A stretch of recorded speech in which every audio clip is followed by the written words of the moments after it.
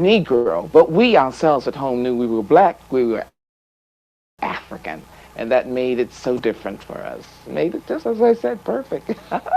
I loved my life as a child. It was a good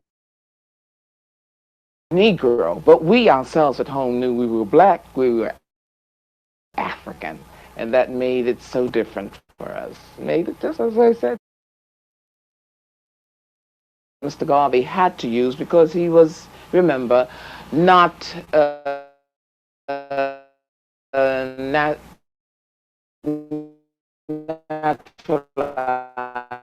citizen of the country. So he used the term Negro, but we ourselves at home knew we were, as I said, perfect. I loved my life as a child. It was a good life. We had our own God. We didn't have a white God. We had our African fundamentalism that we grew up under. Mr. Garvey told us who we were, that the Sphinx, the pyramids were all ours, that the ancient kings, that the African kings were in the Bible. He showed us and pointed them out to us.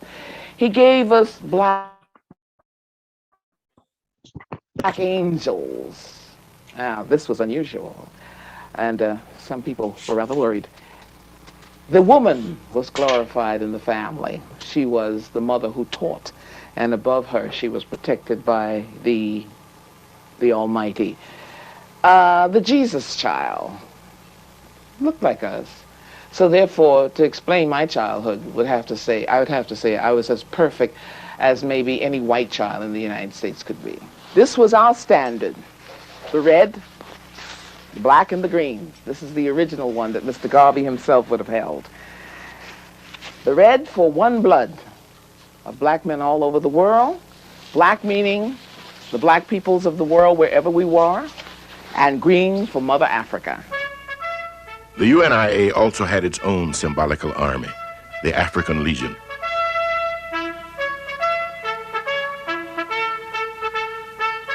A black man might have been a porter during the day, taking his orders from a white man, but he was a proud officer of the African army when it assembled at night.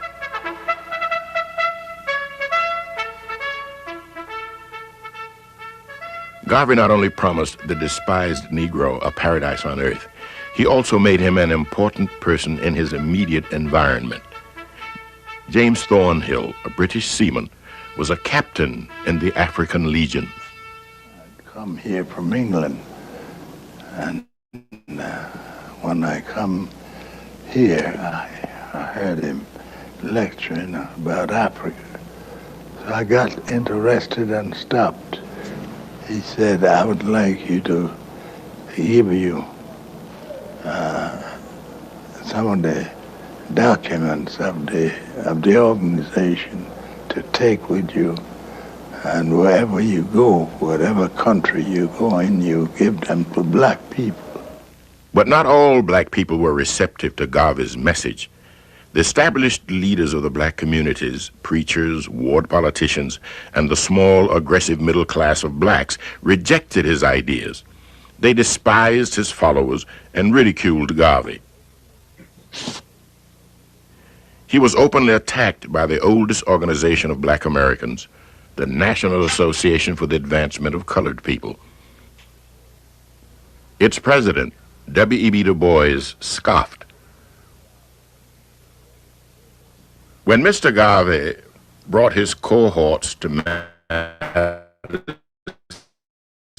Square Garden, and when ducking his dark head at the audience, he yelled, "We are going to tell England, France, and Belgium to get out of Africa." America sat up, listened, laughed, and said, "Here at least is something new." We're not asking black people to go out on the streets to fight in order that a few people can reap the rewards, the so-called middle class. Now, these middle class are entirely selfish people. They were concerned with the fact that they had achieved status here.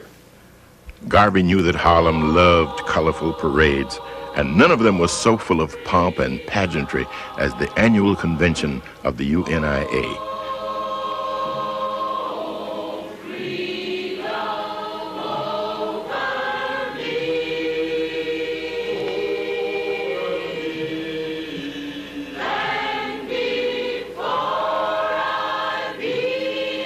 Thousands of delegates from all over the world marched through the streets carrying banners and flags.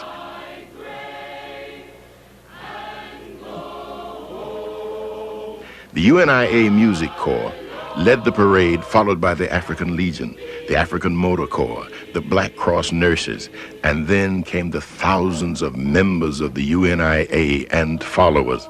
With the exception of the white dresses of the Black Cross nurses, the members of all the other militant organizations were clad in extravagant uniforms in the red, black, and green colors of the UNIA.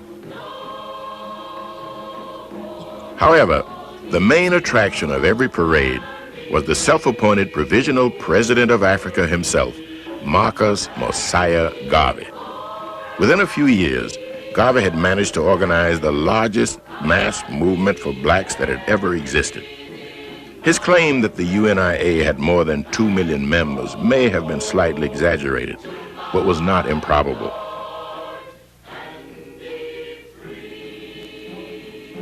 His followers were mostly simple people who found consolation and purpose in belonging to the proud African nation whose greatness Garvey promised would soon be restored. Garvey taught the black peoples of the Americas to have self-respect and to be proud of their appearance, their race, and their African motherland. These concepts have formed the ideological basis of all the black militant organizations that followed the UNIA, from the Black Panthers to the Black is Beautiful movement. Garvey even influenced such African nationalists as Jomo Kenyatta and Kwame Nkrumah, as well as the student struggles in Soweto.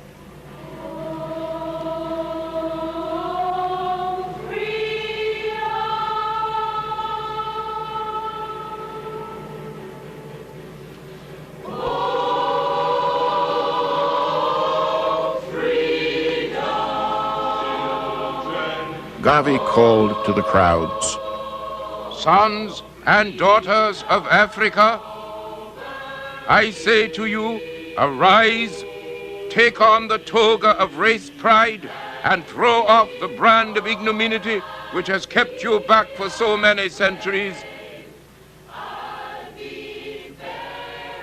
Dash asunder the petty prejudices within your own fold. Set at defiance the scornful designation of nigger uttered even by yourselves, and be a Negro in the light of the pharaohs of Egypt."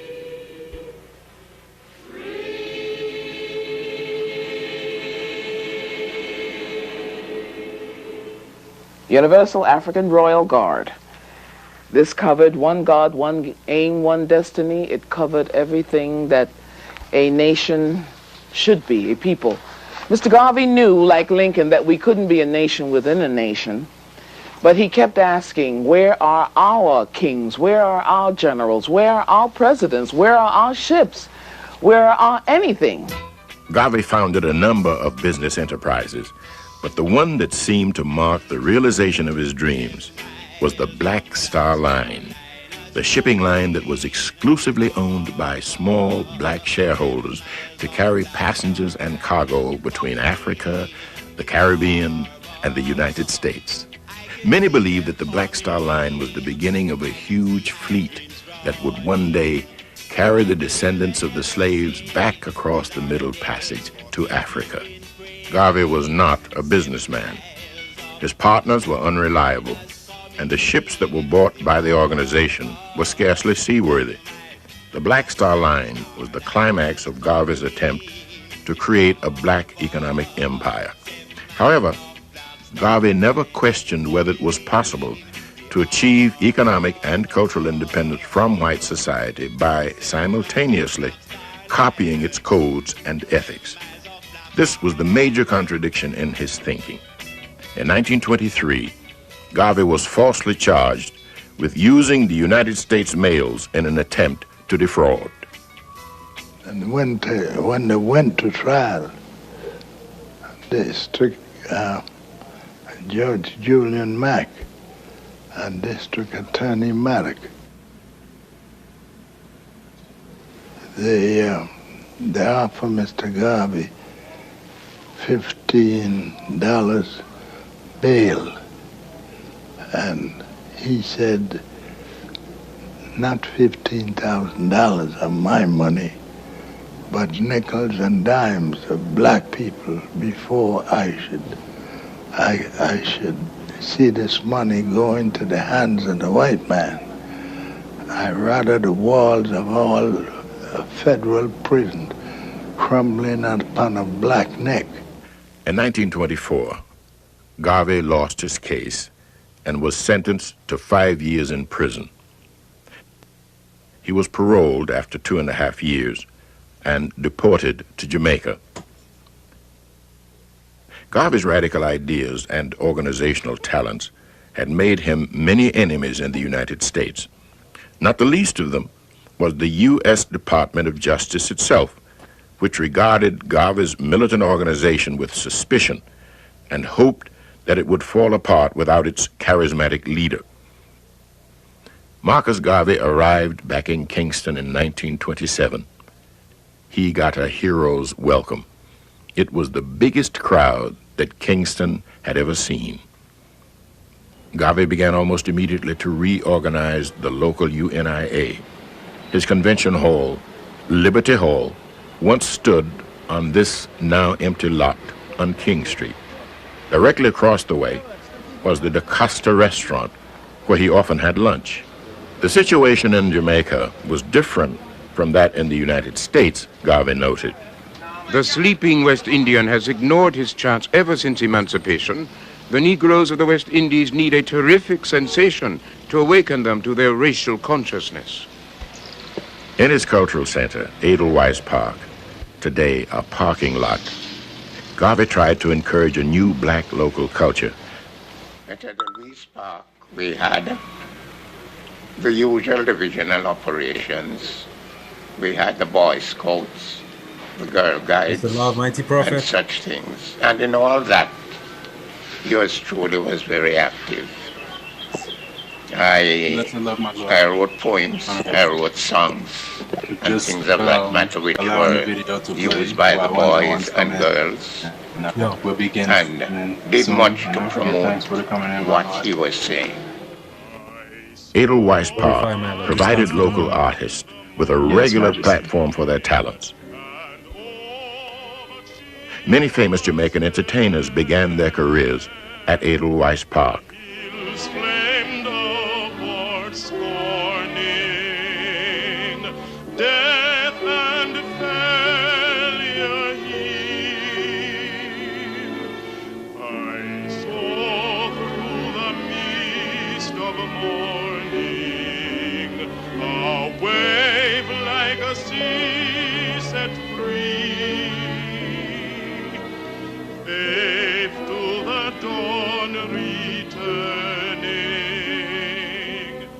And we go by Edelweiss Park. And we go by Edelweiss Park. When I see that place, I see only 2 people. After a while, the place crammed with people. I see Marcus. I take a lower seat. When I take the lower seat, I see Marcus's choir come out. And they dress in white, all of them. White shoes, white dress, white skirt, white hat. And them bodyguard, them come out dressed in black suit with a white braid. And them hat is black like a police hat, but with white braid. And after I see him bodyguard come out, I see 2 men come out with the sword. And them walk with the sword over Marcus's head. And Marcus step up on the pulpit and he pass me. As me say, me ask for Marcus. And somebody say, you know him, sir? And when him say, you know him, me say, yes, man. And the woman sit down beside me and she say, yes, son. And we listen to all the service he had, a lovely service. Marcus Garvey did not content himself with creating a welfare and cultural organization in Jamaica. He said, From the moral, legal, industrial, economical, social, and political standpoint, there is no sensible reason against a system of government for Negroes by Negroes. Well, Garvey decided that on his return from America, to organize a political party, the People's Political Party. And its purpose would be to bring about the development of a country. For instance, among the things he had in mind was a university, which is a fact today, a polytechnic, which is not yet a fact. He had in mind that Montego Bay should become a city of corporate status. Port Antonio also. Montego Bay is today a city, but Port Antonio has not yet attained that status. He had in mind that there should be there should be a working day of 8 hours for the working man. Well, that came about eventually after he had passed on. We have today the labor unions. Garvey was foremost in promoting that too. There was a movement in connection all with the UNIA. Those things were part of the planks of what he was doing. Garvey's followers had almost no chance of winning the local elections. Most of his followers did not have the right to vote. He was sent to jail again, accused of having insulted the judiciary. Garvey lost the election. Bitter and disappointed, he left for England, where he believed he would be closer to the real source of political power.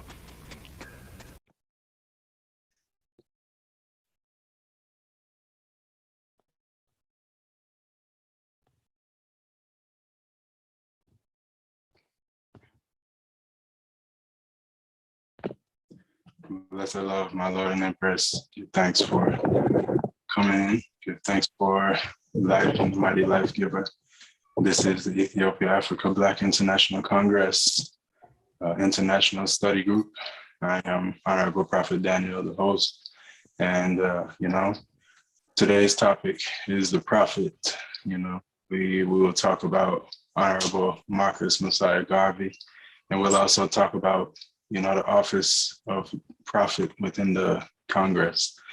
We were just allowing a video to play there, a documentary about Honorable Prophet Marcus Messiah Garvey, and allowing ones that wants to come in, but at this moment we'll begin. I'll ask, call for reverence at this moment. If you have anything in your pockets, free them. And just go through, Glory be unto our Father, and to the Son, and to the Holy One of creation. As Jah was in the beginning, now and never shall be, Jah was without end. Rastafari. Honorable Prophet Marcus Messiah Garvey, give thanks for his vision, to wake up African people around the world, and realize that Africa is our home, and that we have to build Africa to be our base, our foundation, so that anywhere in the world we're strong people, So, this time we'll go into the reasoning. Again, the topic is the prophet, Honorable Marcus Messiah Garvey, and also what it is to be a prophet of the Ethiopia-Africa Black International Congress. What is the office, the role, and responsibility? Yes, I. So glorify, give thanks for everyone that's tuned in on YouTube. Give thanks for everyone that's in the Zoom meeting. And I would just like to, begin by, saying a few things as far as like some topics that I think we should really touch on to really understand who is Marcus Messiah Garvey, being that he is the prophet of this order, what type of man is he, and how does it relate to our office as prophets within the Congress? And in general, how does Marcus Messiah Garvey aims and objectives in his work guide our work and our aims and objectives? Yes, I. So, you know, what we have to base it on is that, you know, the UNIA, the Universal Negro Improvement Association, that was his life's work, was to establish that organization to, and you know, I would like to share the aims and objectives of the said organization so we can really, you know, look really into what Marcus Mosiah Garvey was doing, because, you know, we hear that Honorable King Emmanuel Charles Edwards said that he came to finish, you know, what Marcus Garvey started, you know. So we need to know what it is that Marcus Garvey started. You know, he's the prophet. He gave us the vision to see where it is that we're going, where we come from, you know, who we are, what we're supposed to do, you know, to get to reach our goals. And yeah, so today we would like to look into, you know, understanding what it is that we are to continue. What work is it that Marcus Garvey started, that King Emmanuel set out to finish, and that would be our mission, you know, as a Congress, really. Yes, So, yeah, I'm gonna read the aims and objectives, but before I do that, I would like to open the floor to anyone in the, you know, Zoom meeting who has anything that they want to say, you know, to just, you know, you can greet the group or greet the viewers, whatever, but there's a freedom for a moment to open the floor. If you want to unmute yourself, and you can speak if you feel to.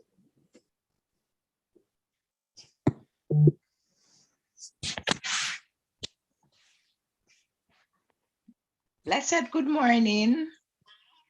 Blessed love, Mama. Blessed love, my Lord. Father of love and all. Oh, let's give thanks again for another morning, one day nearer home, you know. Let's give thanks and praise for I and my sons and daughter, you know, who are here chanting for such fulfillment, freedom, redemption, international repatriation. You know, that's what our prophet inspired us, you know. Africa is our home. So we give thanks to our blessed one this morning who would take time out, you know, and to sit in with Diana and the Zoom, you know, Africa Liberation Network, you know, host Honorable Prophet Daniel, same way, you know, and on the study group this morning, our topic, very important topic this morning, as we discuss our prophet, you know, and the work of our prophet. So we give thanks again for all the loved ones who are tuning in on YouTube, same way, all blessing, you know, all love, same way. I do hope and pray that what you hear today, you will understand, enjoy the moment with I and I, you know, as we talk about our mighty prophet and the mighty works, you know. Yeah, our beloved prophet, starting from Marcus I, Selassie I, Rastafari. All right, so blessed love, my Lord and Empress, give thanks. Oh, blessed love. Yes, same way. Sending love from South Africa, Tanzania, same way during this time, and during the month of coronation, same way going through. Also giving thanks for the reasoning of today and the mighty host, same way. And I glorify for the greatest prophet ever born of a Black woman, Zoom, Marcus Garvey, you know. I give thanks for, you know, my life started changing when I started reading the first book of the man. And bear in mind, I had not found myself as a Rasta man that time. I was still in the world of the West. So yes, but I used to like reading motivational book. But when I found out, after I saw a movie on John Q, I think the movie was getting to the end, and then Denzel Washington gives a book to one of these actors called Philosophies and Opinions. And after that movie, I went straight to go and order the book, and I bought the book. And ever since I read that book, I think I had reached my highest level of confidence reading that book, my Lord and Empress, you know. So ever since I read that book, I've never been the same, you know. I found myself, I understood myself and where we are as Black people around the world. So the man brought pride, brought roots in I, and also a vision, you know. So and I glorify great Marcus Selassie, Jah, Rastafari. Give thanks for the red, black, and green, same way. 4 wings, my Lord, Empress, Prince, and Prince of the Earth. Give thanks for the moment. Thanks for sharing the story. So it's just, it's you know, it's so interesting how even just seeing a book in a movie, like one glimpse, you know, could change your whole life. Yeah, plant the seed in your heart. You give thanks, my Lord. And yeah, at this time, if no one else has anything to say, I'm gonna go into the aims and objectives of the Universal Negro Improvement Association.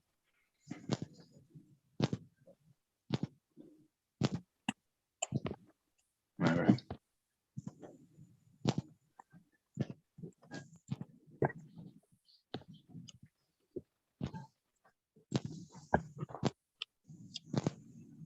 Lesson 3. This is coming from Message to People by Marcus Garvey himself. Aims and objectives of the UNIA: to establish a universal confraternity among the race. We mean by this that there must be a linking up of fraternal relationship, brotherly relationship, with all the members of the Negro race to the exclusion of none. And, you know, before I go any further, I would like to even take a moment to say, when Marcus Garvey says the Negro race, who is he talking about, right? So who would be a member of the UNIA? It would be anyone who's considered to be Black, you know, and you know, in different countries that you have a different definition, but Marcus Garvey was in America, you know, when he created this organization.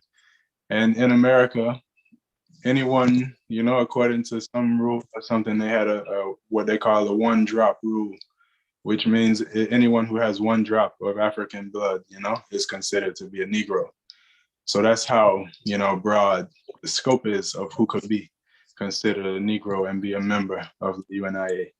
You know what I mean? So yeah, before we go any further, I just wanted to identify that term that he's using there, and where he's basing that off of is not to say that he's talking about only, you know, Black people who are not, say, mixed, or, you know, only Black people who are from the continent of Africa, or only Black people.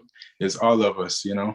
So yeah, and there's no hierarchy within that either, you know, based off of the amount of melanin you have, or, you know, or how, like, say, purely African your blood is really, you know, because we didn't, most of the situations that the whole situation that you see where there's mixture is because of, you know, the invasion of the colonizers, the imperialists, you know, whether we're in the West or in Africa or anywhere in the world, it's through the whole transatlantic, you know, European trade of people that you know got us to where we are, in the sense of the mixture with us and so much of different races and nationalities in the world, you know.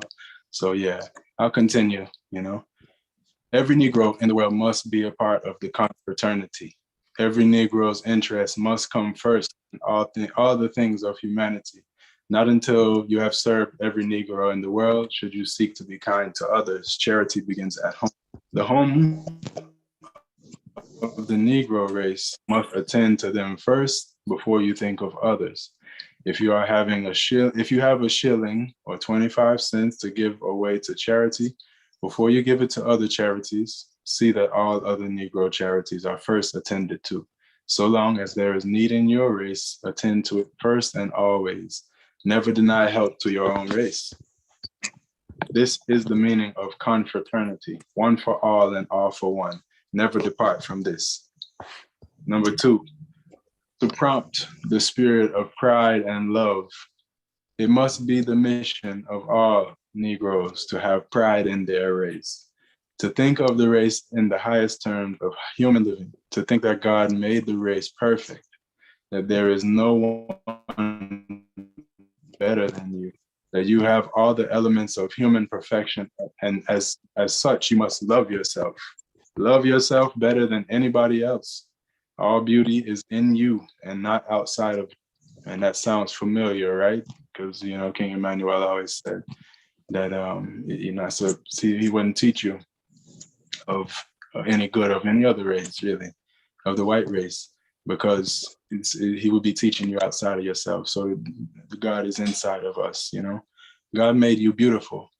Confine your affection to your own race, and God will bless you, and men will honor you. Never be unkind to your race. Never curse your race. If anything is being done that is wrong by a member of your race, try to put him right. Don't condemn him without hearing him. Give him a chance to do what is right before you denounce him. If he provokes you, try to put up with his ignorance and persuade him to be kind, good, and gentle. And also, I would make a note to say, you know, it's because Marcus Garvey, the reason why Marcus Garvey really focused so much on race, right, is not because he hated other races or other people. He didn't create the concept of race. It was the race issue was what determined your, you know, ability to do things back in those days and still to this day, you know, and that was something that he met when he was a child. He experienced things that kind of, you know, started him to think about what it is, the difference between black and white. Is there a difference, and what does it mean? And, you know, all of these different things that led him to be the person that he is, you know? So it's not because Marcus Garvey thought that black people were better than anyone else. He didn't hate any other groups. He never said he wasn't willing to work with any of them, or that he just wanted for his own people to do for themselves what other people had done for themselves, and even better, you know, and more. Do the best that we can, you know? So, you know, some people, when you start to talk about race, they start to feel like it's becoming an argument of hate, you know, and it's really not coming from a place of hate at all. It's just really for self-love. Yeah, that Marcus, what he just was saying there, you know, to prompt the spirit of pride and love. He really just wanted us to love ourselves. Yeah, so I'll continue. Number 3, to reclaim the fallen. Whenever a member of your race is down, pick him up. Whenever he wants genuine help and you can help him, do so. Never leave him stranded and friendly. If you cannot help him, if you cannot help him yourself, send him to someone of the race who can help him.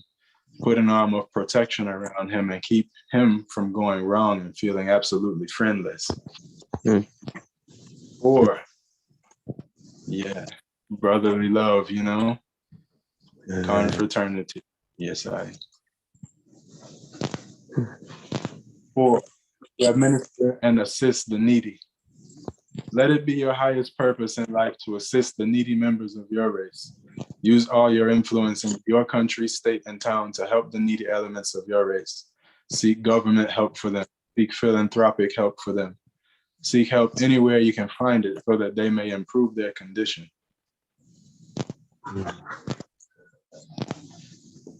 So we have to love ourselves, love each other, help each other, you know, before we go to help others, before we ask for help from someone else, we should be helping each other.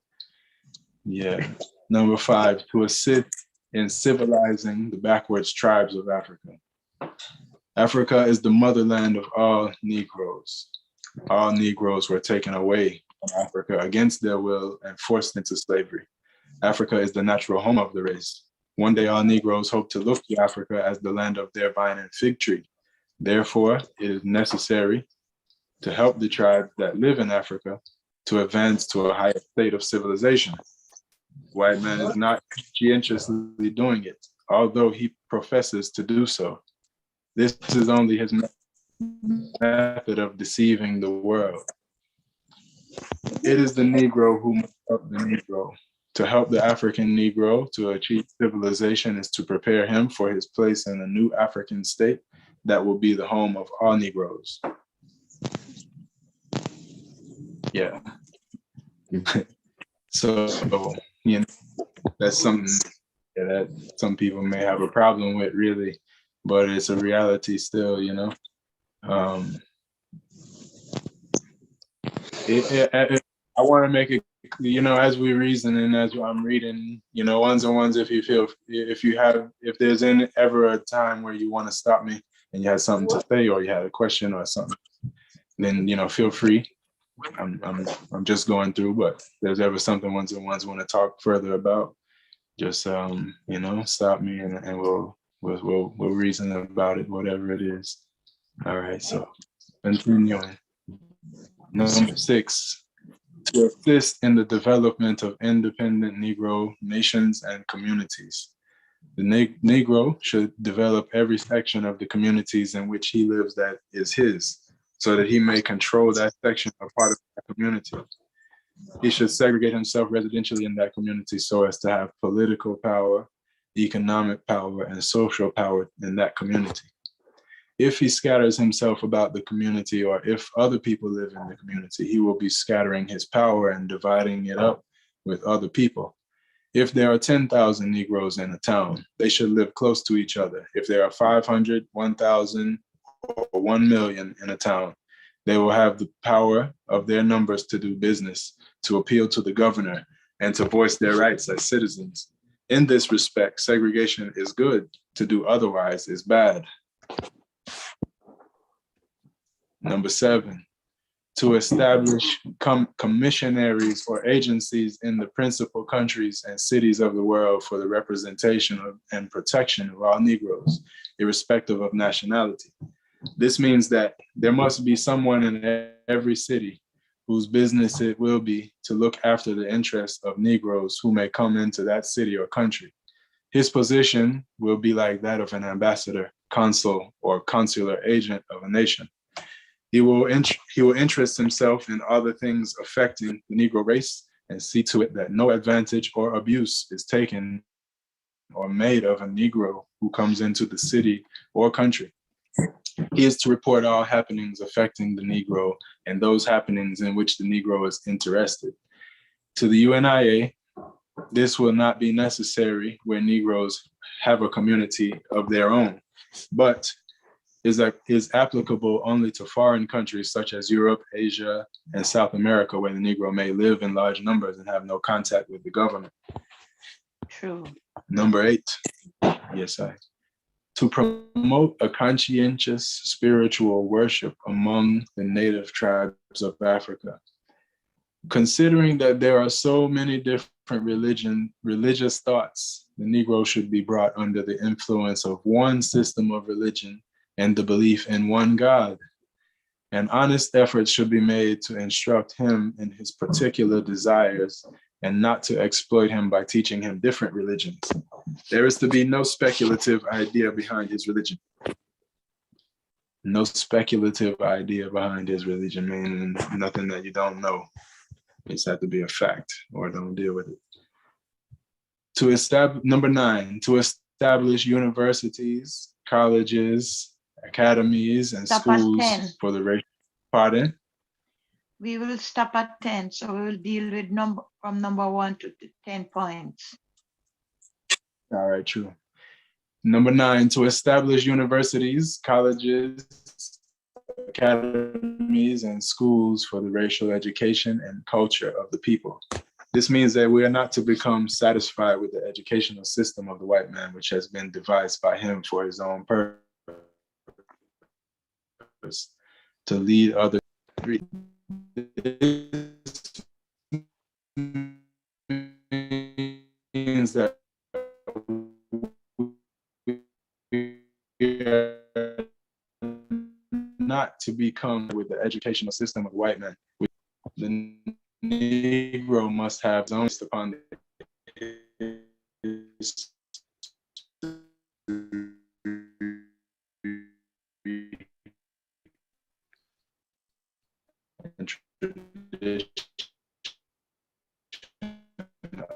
his race. The textbooks must be different than the white man's text Negro. In such textbooks, what is good relating? Therefore, the Negro should not be satisfied with a college or university education from white schools. He should add to his schooling by going to his own schools and universities wherever possible, or read such textbooks that in colleges. These books show the system glorifies the white man. And finally, number 10, to conduct a worldwide commercial and industrial intercourse for the good of the people. Economic life of the Negro is important. He lives by eating, wearing clothes, and living. These things, he must work brains. The economic system lays down the fact that commerce and industry are the feeding factors in the economic life. Hence, it is absolutely that the Negro structure sufficiently enough to feed the artery. Therefore, the Negro should indulge in every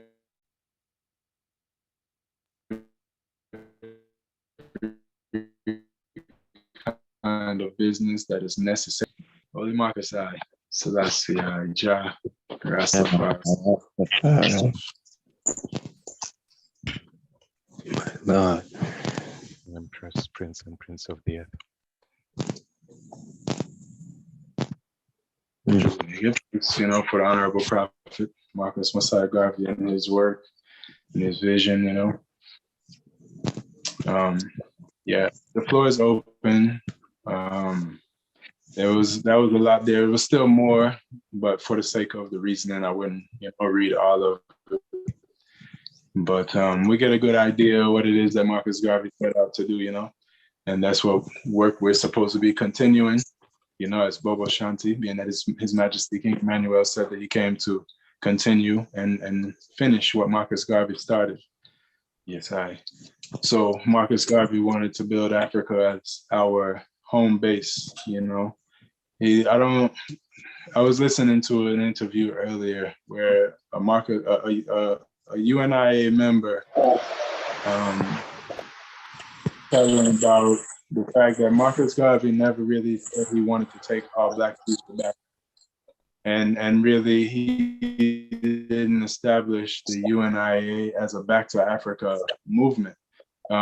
He did intend to return to Africa and build it, as he said, and get rid of certain, you know, religions and you know, ways of living that he feels was like uncivilized or getting outdated, you know. He wanted to help make Africa, you know, the strongest place in the world, you know, especially the home base for African people. So we would, you know, and he wanted to set up, you know, embassies, not really embassies, but, you know, organizations, structures or whatever in all the different countries that you had numbers of Black people, so that they would be protected, you know, to have, you know, a strength like that, like how, say for instance, if you're from America, pretty much anywhere you go, you have like American embassies, and, you know, if you need to communicate with your government, you can, and stuff like that. So he wanted to establish Africa the same way, you know, for us to have that same type of protection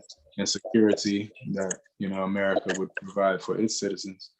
And I'm just using America as an example. I know it exists for other countries as well too. Yeah, but I'm in America, so yeah. But also, you know, you have to remember also that Marcus Garvey, for Black people now specifically, he wanted us to love ourselves and see God in ourselves, you know, and not look outside ourselves for anything that we need.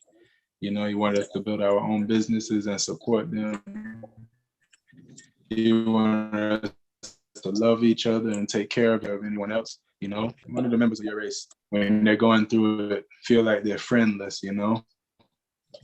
Yeah, it's a, you know, it's a fraternity, it's a brotherhood, you know, so we should take care and look out for one another. So beyond anything superficial, you know, there's a real love that he really wanted us to have for each other. Yeah, because that is really what gives us any type of collective security as a people. You have to have a love for first ourselves, but then for our brother and our sister. Yeah. But yeah, I would like to, hear what other ones have to say still about the prophet. Anything you want to add, if you had anything you wanted to say about what I read or anything like that. Just talking about Marcus Messiah Garvey, the prophet within our Holy Trinity. Mighty Prophet, can you kindly put up the points there, the aims and objectives, so that we discuss them as we go? Sure, true, my Lord.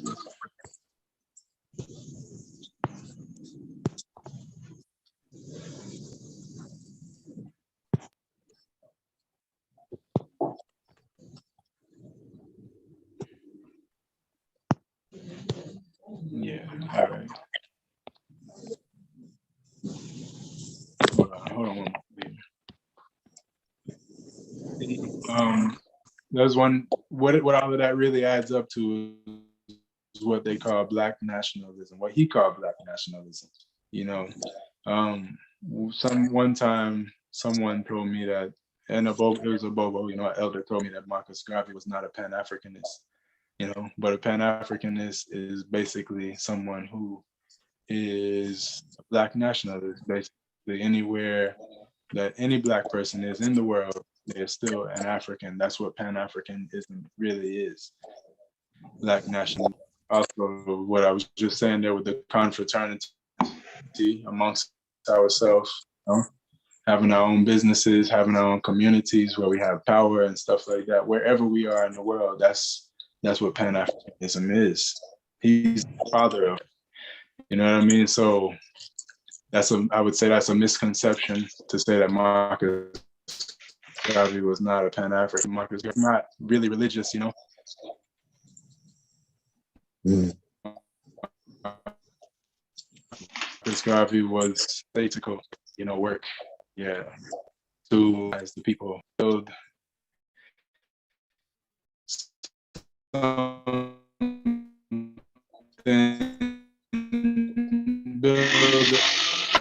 really in Africa, to make Africa have our own networks of business and communities and all these different things. That's what Marcus Garvey was all about,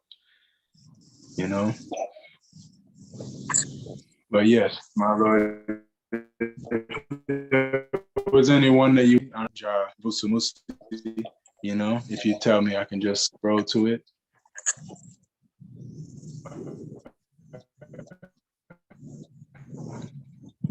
Whatever.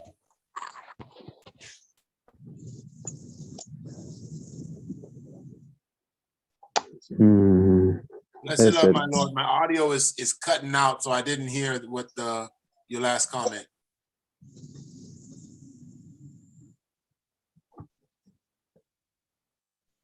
Yeah, I think probably it's the network of the Honorable Prophet Jadania, because even on my side the reception just.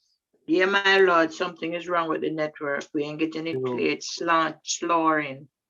Because I hear y'all real clear. I hear y'all real clear. Give thanks. Yes, I am. Well, blessed love, honorable family. I didn't get a chance to greet the Iodine. Heart of love, Honorable Prophet Jacori. Oh, blessed love, my Lord Jacori. Give thanks, my Lord, to you, the man, my majesty. Blessed love, honorable Empress. Blessed love. Martha love to the family. Oh, blessed love, Bobo. Yes, I. Blessed love, honorable. Blessed love, blessed love, blessed love, my honorable Empress. Blessed love. Blessed love, Royal Angel. Heart of love, Honorable Right Empress. Heart of love, heart of love. Blessed love, welcome in, welcome in. Thanks for Honorable Empress Lily and Honorable Empress Miriam in this judgment, My Lord, give thanks to the royal. Love. I have a feeling that my Lord is still having a technical difficulty, It looks so. So if he's having a technical difficulty, then the item can go along still, my Lord. You hear the points that he read this morning. So we could continue on until he come back in. I thought it was an interesting observation. The prophet share how the elder tell him, that Honorable Marcus was not a Pan-Africanist. And I thought, that's interesting because the UNIA had another name. That is, it had two names: the Universal Negro Improvement Association and the African Communities League, the UNIACL. So he's saying it right there that he's a Pan-Africanist. So I'm curious to see why someone would say that he's not a Pan-Africanist. Okay, I would like to know too. You know, I'd love to hear more of this. You know. I have a I have a theory, beloved family. May I share? Yes, Yes, Majesty.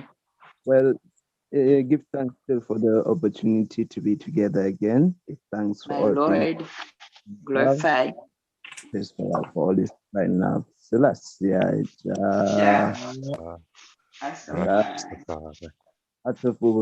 well, this is my view on this. That remember, our Honorable Prophet Marcus Mosiah Garvey, in his establishment of the UNIA, before even we can go even to Marcus Mosiah Garvey, our beloved and greatest prophet, you know. Let's go into the lines of the Honorable Frederick Douglass, you know, and the saints that came before along with Frederick Douglass. All of them, they were termed as Pan-Africans, right? Because when the organization came into existence of Pan-Africanism, they would use, like it's like any other business, you know. In my mind, that's what I see. You would try to note the peculiar people within your nation that have passed on, or what they call passed on, right? And then most of the people would term them as Pan-Africanists, but you would never hear themselves calling themselves as Pan-Africanists, you see. That's my opinion.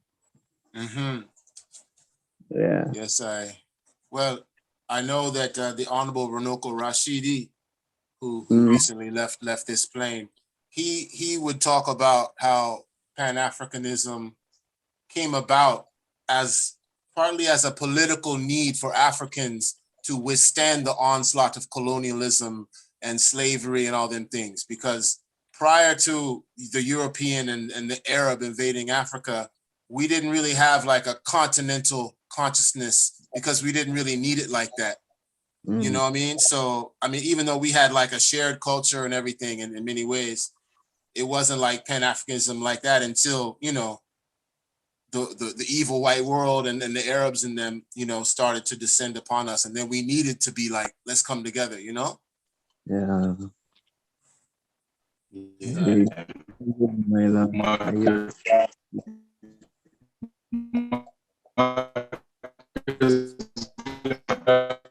He was born into that world, into where that race problem existed, and he had the answer. His Majesty until racism and white supremacy and colonialism and imperialism, and the UNIA was also the answer. You know, the OAU was the answer. The EABIC is the answer to the race problem. You know, for Black people specifically, and also for everybody. You know, every man to his own vine and fig tree. That solves the problem. Yeah. It makes sense. Yes, and we can even talk about ones like Martin Delaney, you know, or Edward Wilmot Blyden, you know, the ones who came before who, you know, when we look in the rearview mirror, we see, you know, they was on the program, you know. My Lord. Yeah. Even the concept of Ethiopianism did exist, you know, before. And that was something that also influenced Marcus Garvey, even, you know, as he referred to Ethiopia and even said, look to Ethiopia, you know, for the crowning of the king, all of that, you know. So all of it, you know, is precursors, but he perfected this vision that, you know, of course he didn't originate all of it, but he put it all together in a way. And also through his, you know, through his industrialized, like making newspapers and steamships and all of these different other industries that Marcus Garvey was able to establish and really employ his people. towards, you know, building themselves and building, you know, for the people what it is that other people were doing for themselves. So he was the one who did it in a way that it all came together. And, you know, it was, you know, the way he presented it to people with, like, say, his parades and things like that, it really just, you know, made them want to be a part of it, you know? Yeah. Then, you know, he showed us after, yeah. So that's, you know, it's not, our life as Bobo Shanti is not like, say, Marcus Garvey, in the sense that we're a priesthood, you know, and we really, even as a prophet in the order, we're building ourselves to be a priest.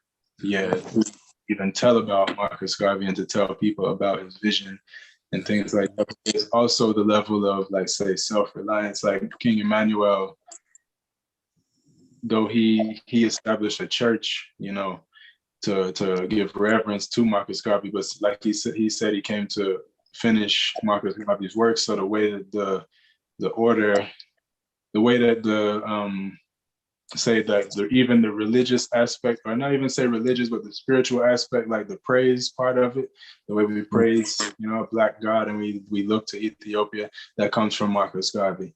The self-reliance aspect of it comes from Marcus Garvey. The red, gold, and green, the red, black, and green banner comes from Marcus Garvey. The anthem comes from Marcus Garvey. You know? Yeah.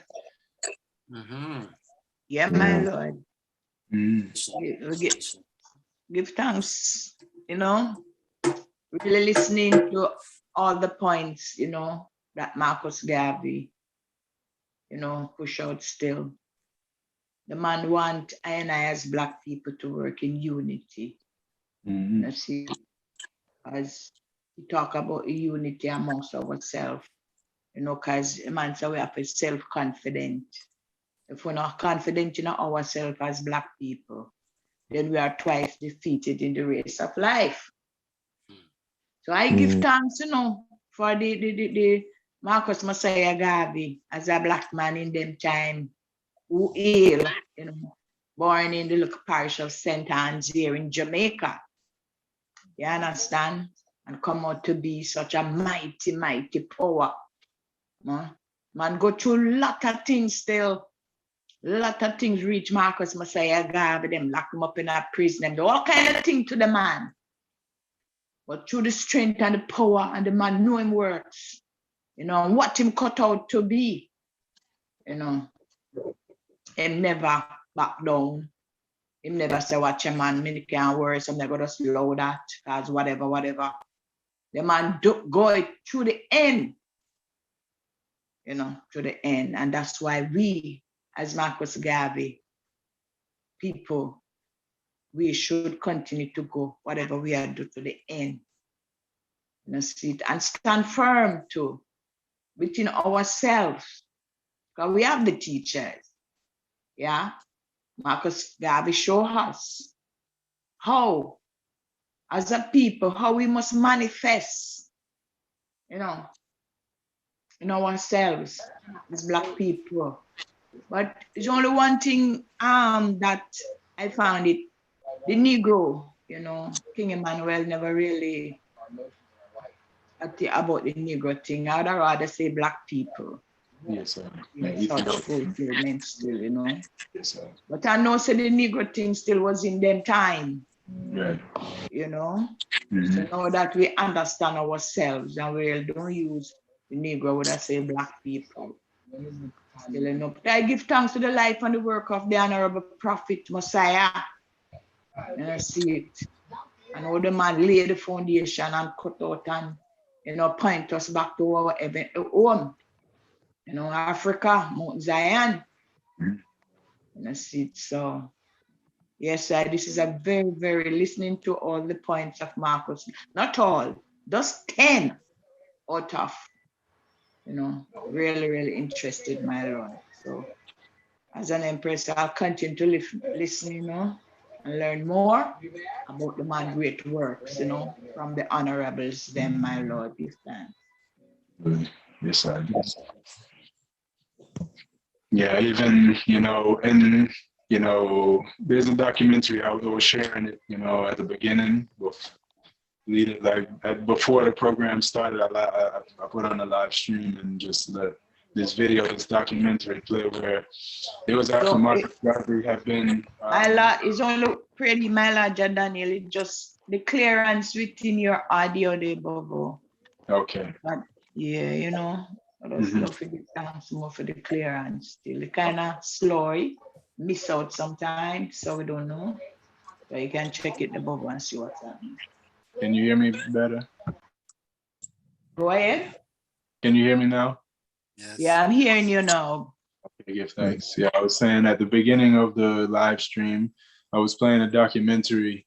It was, about Marcus Garvey, and they were saying that, after he had been deported from America, when he was in Jamaica, he had a service in some park in Jamaica, and the people, all, of course, it was grandiose, like, eye-catching and all of that. So the people saw them. He said that the sisters and the choir, they came out in all white. It was on the Sabbath, on Saturday. All the sisters were in their all whites, and he said from head to toe they had on the white fall, white shirt, white dress, white socks, white shoes. Yeah, and I was just, thinking, to make the connection even with King Emmanuel and that tradition, wearing white on the Sabbath day, but also he had his guards and things like that as well, which is another thing that King Emmanuel also did, continuing his work, Yeah, and is it true? I feel like I've heard that King Emmanuel used to be a banner holder for Marcus Garvey. Is that true? Empress Maisie, you ever hear that? Well, my Lord, I really don't remember if that came up, but I'm not going to say no. Okay. I'm not going to say no. But I really don't know. Blessed love. I heard of that. Okay, give thanks. Yeah. Okay. Thanks, Empress. Yeah, it was a whole lot of other organizations also that was inspired by Garvey too, like the Nation of Islam in America, the Black Panthers, a lot of, pretty much most of the, say, Black nationalist groups that came up in America and different parts of the world were also offspring of Marcus Garvey's work. But Marcus Garvey, his UNIA was international before there was, WhatsApp, and before there was any internet and stuff like that. He was connected to people all in Europe and Africa and, all parts of the world. Yeah, which is really impressive, I still have a hard time comprehending how he could have, did something like that, where you could only really send messages through mail and stuff like that. You couldn't call somebody one time and hear them all the way, across the world, Yeah. He had newspapers. And telegraph. Yes. True. Telegraph was real influential. Call it telegram. At that time. Yeah, that's lightning fast. That was high tech for them times. Okay. So, and the man even reached here in South Africa, via the ANC. When the ANC came into existence on the 8th of January 1912, they sent some delegates, to even seek other people with the same doctrine, which was self-reliance, independence, for our own Black people. So in the scheme of things, Marcus Garvey was able to know the right time to do certain things, because if we look at his rise straight from 1887 up until 1912, 1913, you can see that he never lost touch with his community, meaning his surrounding. He knew all people who came from Africa, that kept their history, that they knew that they were taken by slave ships. So by that, even going on voyages, to different nations, he was a well-versed prophet, He was the only best prophet, you know. So we ever bow down to this man, you know. Son Marcus, Celestia. Yeah. Rastafari. It's great indeed. Yes, God, give thanks, my Lord. Yeah. Yeah, and also we can't, overlook the fact that, as the prophet, as we call him John, he's a forerunner for Christ too, Yeah, he even came and told the people about Christ, and he told the people about the King of Kings. And yeah, he was a great speaker, he was able to get the people's attention through his use of words, his vocabulary and his delivery, yeah, the way he was able to connect with people's hearts using his word, which is also a thing, for, say, Bobo Shanti. To be a priest, you really have to be able to use the words well, yeah, and connect. So that's why, my Lord, this morning too, that's why we have the topic, the prophets, because right now, even in the EABIC, the royal prophets, them, like the works, they will, the work and the life of the prophet, what the role a prophet should do, how they should live, how they should manifest the work. My honorable prophet, Marcus Messiah Garvey, laid the foundation as a prophet. You understand? King Emmanuel, the priest, laid the foundation as the priest. And our father, King Selassie, laid the foundation as the king, right? Yes, and these three men never disagree in nothing they do, right? They always agree because it's a 1 in 3 and the 3 in 1. So the prophets them now, the prophet, they should be more hopeful in their work as they see how the prophet, Marcus Messiah Garvey, carry on his work, mightyful, powerful, moving through earth. You understand? So would I like more the prophet them to really discuss the work of a prophet into churchical order. You see?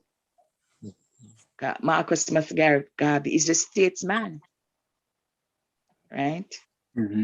So that's why, so would I like to hear more of how the prophets them should manifest themselves, within such fulfillment, my Lord. See? God, they are powerful, with thanks. True. Well, as a prophet, one of the main things in the order is to build yourself to be a priest. That's where all of the work that you're doing is preparing you for, is to be a priest. Yeah. Yes. But then again, Daniel, as we are reasoning, right? All the prophet is not all the prophet gonna be a priest, because you're gonna have leading prophet for life. You understand? Because when I come to the foundation, there were some honorable brethren who were prophet for life. You understand? Leading prophet. They are setting the way for when the other younger prophets them come in. You understand? Standard prophet, Standing prophet. Yes, Sister Lily. Leading prophet. Yes, yeah. So the prophet, some of the things that I understand for it, and ones and ones can certainly add on, because definitely I don't know everything or even close to everything, but I know what I know still, and I'll share. So yeah, as I said, the prophet is building to be a priest, but even if he's not going to be a priest, still, like Psalms reading, usually there's a leading priest, but most of the ones that's along with him would probably be prophets, because that's the time when they can practice, chanting, practice tracking hymns, practice, reading, of course, reading the Psalms, the morning devotion, even that to get ready for the altar. Yeah, even that, my Lord, as I mentioned, the roll call. Naturally, the prophet is not allowed to carry out the morning devotion, right? No. But him can also be there to continue to track the aims, to call the names, because he's building himself to be a priest, right? So is it naturally, but to carry out the morning devotion is just the priest. Then we'll have to do that, my Lord. Yeah, that's what I said. Yeah, certain. Yeah, okay. Yeah, that's what I was saying. There's a leading priest to carry it up and to direct it, guide it. But the prophets are usually the ones that's along with him to help, right, to sing the hymns and track the hymns. You don't do everything really that the priest does, except the leading priest is there to make, and except go on the altar. Go on the altar. Well, he's a musician. Yeah, he's a musician. He's an international guard. Read psalms and things, but he can't go on the altar or to carry up a service or so on. Honorable. Yeah. Honorable. Honorable. Blessed love. Yes, he would also learn how to culture. Mm-hmm. Yeah. Yes, naturally. Yeah, for sure. Yeah, man. Mm-hmm. Big role the prophet them have to do, honorables, big role within the Congress order. You understand? Because it's the king, the priest, and the prophet. So they have them big role to do same way. Yeah. Without the prophet, there is no vision. No true? Exactly. So yes, naturally. And without the priest and have no sermon order, without the king, the people would perish. So you see the tree man. A tree man. Sure. Yeah, the prophet. So give thanks to the prophet with a vision, my Lord. Pardon. Yes. Pardon, my Lord. Yeah, I'm saying give thanks to the prophet with a vision, my Lord. So with the vision. I'd like to share something from the speeches of Mangaliso Sobukwe, 1949 to 1959, Pan-Africanist Congress. This is a Pan-Africanist Congress of South Africa that was formed around 1949, 1948, and then it existed ever since. So it was a breakaway from the African National Congress because of the ANC including whites within the benefit, and the PAC saying no, the land belongs to those that are born in it. Africa for Africans. Actually, there was an honorable that was in the Hill. I'm not sure what year was it, but I don't have the photo. I thought I would share the photo where they're standing together with the father there. She's wearing a white t-shirt together with the other three priests. I'm not sure if it was Priest Hugo Young or not, but then the Empress is next to the priest and is wearing a white t-shirt of this very same emblem of the Africa with the star. Remember, this is one of the things that were adopted by the Organization of African Unity when Kwame Nkrumah was saying that when Ghana was taking up the Black Star, each and every African country, when they get liberation, they should put up a Black Star. So then, therefore, the PAC had a Black Star there. Or I think I can share it on the video. It looks, I don't think it's really clear. Let me see, if I can remove the background, bear with me kindly.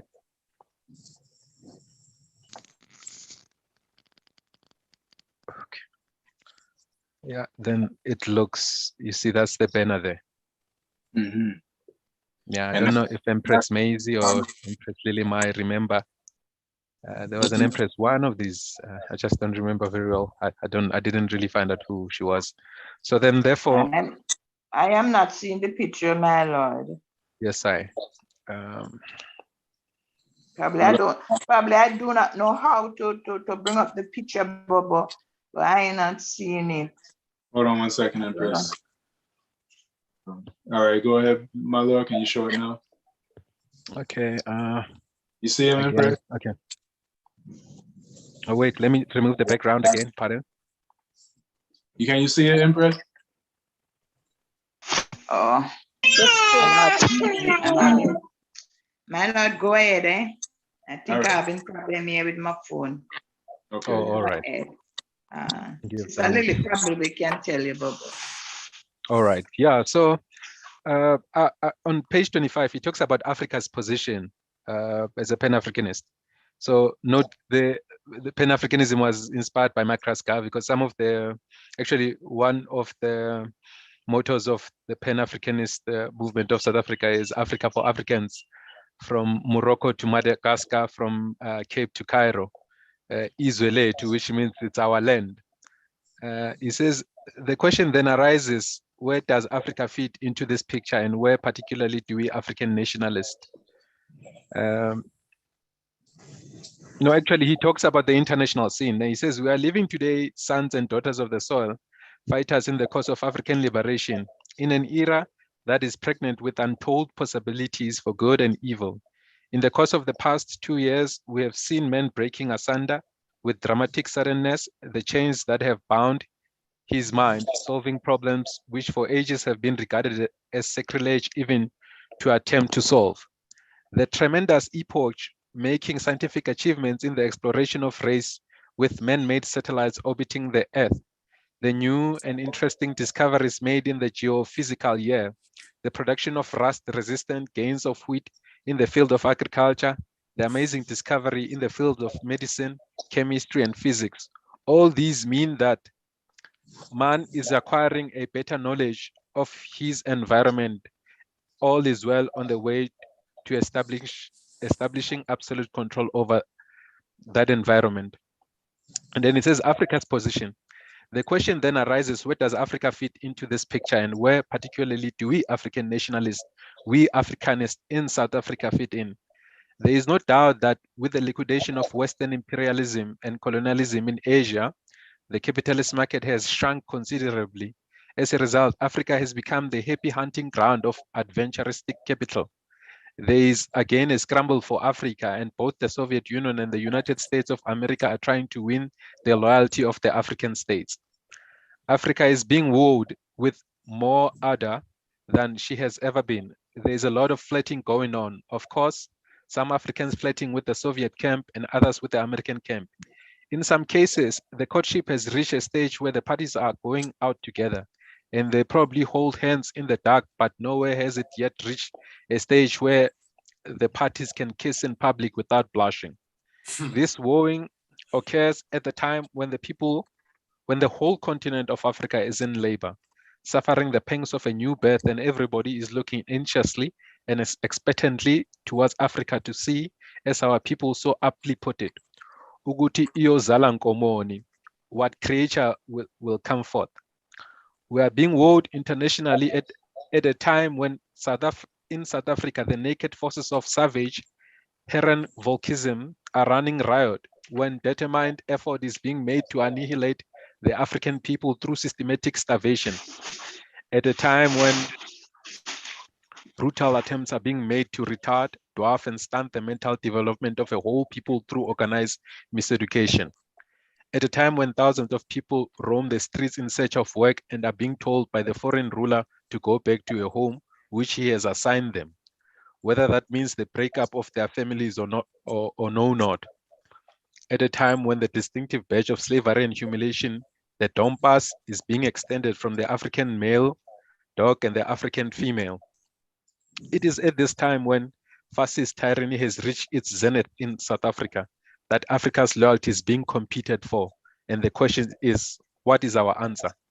Our answer, Mr. Speaker, and the children of soil, has been given by the African leaders of the continent. Dr. Kwame Nkrumah has repeatedly stated that in international affairs, Africa wishes to pursue a policy of positive neutrality, allying herself to neither of the existing blocs, but in the words of Dr. Nandi Azikiwe of Nigeria, remaining independent in all things but neutral in none that affect the destiny of Africa.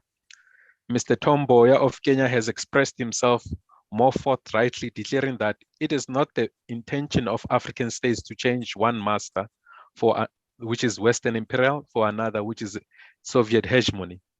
We endorse the views of the African leaders on this point, but we must point out that we are not blind to the fact that countries which pursue a policy of planned state economy have outstripped in industrial development those that follow the path of private enterprise.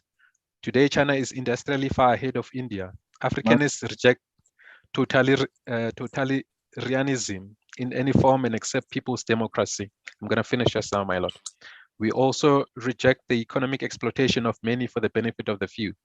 We accept as policy the equitable distribution of wealth, aiming, as far as I'm concerned, at equality of income, which to me is the only basis on which slogan of equal opportunities can be founded. Borrowing then the best from East and the best from the West, we nonetheless retain and maintain our distinctive personality and refuse to be the sastraps and stooges of either power block. Then it ends there. So why I read that the passage, it's now we're living at the time where we have connected, as a Congress in line with point number 1 of the discussion of the aims and objectives there, that we can exploit, and we really need to have time and take stock of what is happening in each and every country in Africa, so that we can start building a way and a path for repatriation. That's my point. That's what I wanted to raise based on that. So there is a possibility, and there is land available in Africa, and there is ways in which we can build if only we collaborate our works and take time to collaborate our works, as the great prophet is saying. Yes, that's what I wanted to share. Give thanks. Yes, Honorable. Thanks for sharing. We would, as far as, reasoning about repatriation in the sense of making plans and things like that, we wouldn't really want to put that on YouTube. That would be more like a private. We could use Zoom still, but, we wouldn't live stream it. But we can definitely, work together. The other week, whenever the item from South Africa was on the program and we were discussing, about how much land costs and, that aspect of the development, it really sparked my interest, because it's like we really, I think, easily could work together to begin, bringing people to that area, as long as there's room and space. We could work together and network. This is the African Liberation Network. That's what it's all about, really. Now, as it pertains to Marcus Garvey now and the prophet of the vision now of the Congress, because as we say, he's the prophet. He gave us the vision. His vision, as he said, is to establish Africa as our homeland, as a strong homeland, to make it, make us connected to it, and for us to have self-reliance and self-awareness. What you was reading about was really about self-awareness, like knowing what's going on with the continent and how it affects us and how it affects our chances of moving to Africa and all of these things, the way that the Europeans are, and now the Chinese as well, and other nations, the Indians and things like that, are buying it up and industrializing it to suit themselves, and exploiting the native people of the land, and they've been exploiting us in the West, so it's like until we get to a level where we can really depend on ourselves, we are always up for being exploited, and that's what Marcus Garvey was trying to take us out of, Yeah. So, if there's anyone who have anything that they wanted to say, freedom, to reason, share if you have anything you want to share. The floor is open. Blessed love, Honorable, my Lord and Empress. Yes, Honorable.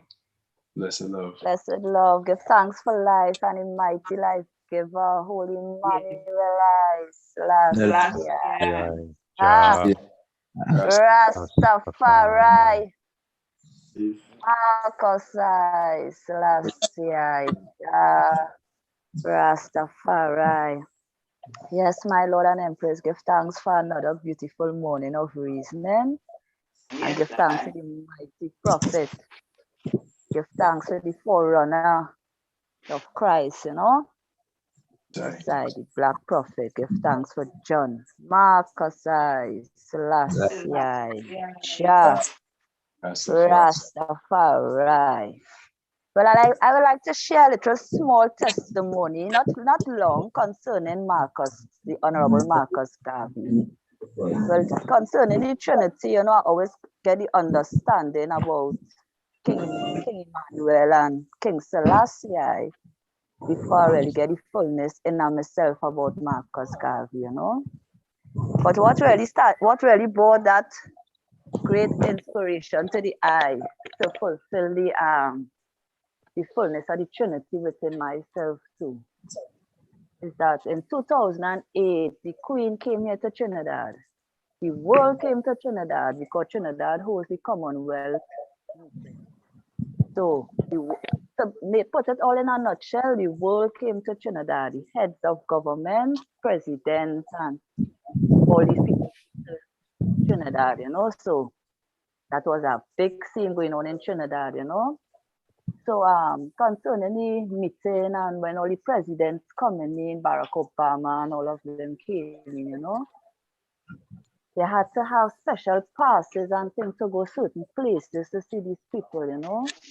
But I as Bobo Shanti, seeing that the Queen was coming to Trinidad, saw the opportunity to get over our plight of repatriation to her, you know. But he wanted to get as close as possible. So was trying to find out ways that we could get into one of the meetings or, you know, these different things, but it was far off. But during that time, the same day the Queen came, that she came to Trinidad. I personally went to do some business, my personal business, with some governmental business, but my personal business. And while they're lined up waiting to go and see the person that dealing, you know, the clerk, I get a phone call. So the phone call was a priest named Priest Naya. You know, Empress Maisie, familiar with Priest Naya, they still, you know? Yeah. A priest named Priest Naya. So Priest Naya was like, Empress, right now the Queen coming down the highway, you know. Come, let me go and see the Queen.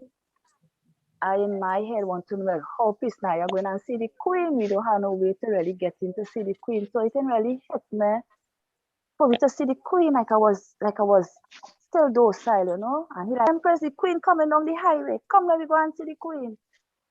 I was like, all right, priest, the Queen coming down the highway, all right. And I said, but priest, right now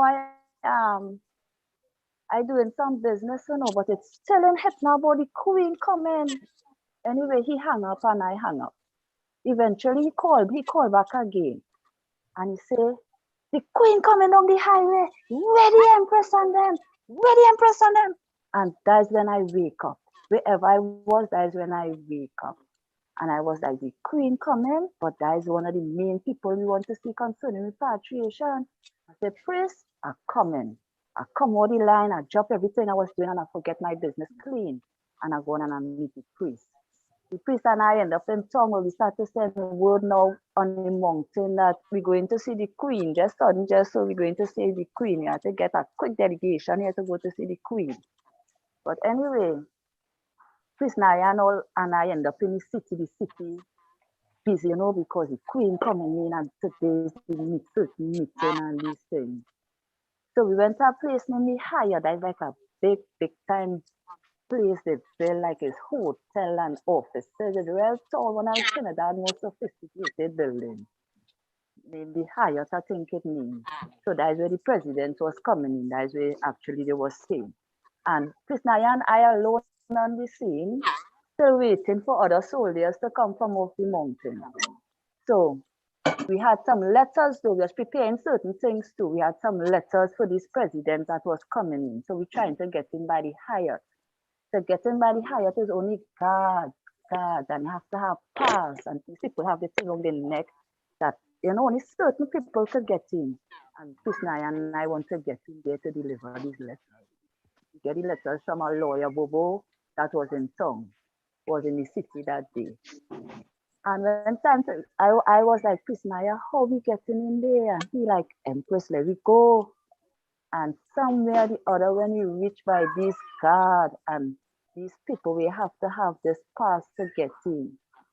Peace Naya let them know, well, you know, we from the EABIC and the True Church of Salvation, and we have letters to these people and them, and these people let us pass. I was in a state of shock, and I was still in a state of shock when we passed, you know. But the point I want to bring across is when we do pass them people and get in there, a piece of breeze pass, you know, the same Marcus is in the when a piece of wind pass and a breeze pass. It's like the buildings it all, it's like the buildings itself started to shake itself, you know. That's how I feel. Like I could have paused and Mark and Peace Naya ball out Marcus Selassie Jah Rastafari. My Lord, I feel I will have to finish reading this in a time. I don't know. This baby here give me real trouble, my Lord. Give thanks for sharing. All right, my Lord. I will take a moment here, and it was like Marcus Selassie Jah Rastafari, and I really see the powers of Marcus Garvey move through, and that powers carry straight into the meeting with the Queen herself, that he was able to hand her these letters with her own banners and this personally, and I see the powers of Marcus Garvey move through there, you know, my Lord, and that really gave me the fulfillment of the Trinity stillness. So give thanks to the prophet, you know, the Honorable Marcus Garvey, Selassie Jah Rastafari.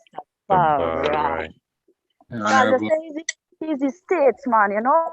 I really see the powers move through on that statical move, you know, spiritually and physically, you know. Yes, to give thanks to the prophet, my Lord and Empress. Yes, Marcus Selassie. Yeah. Rastafari.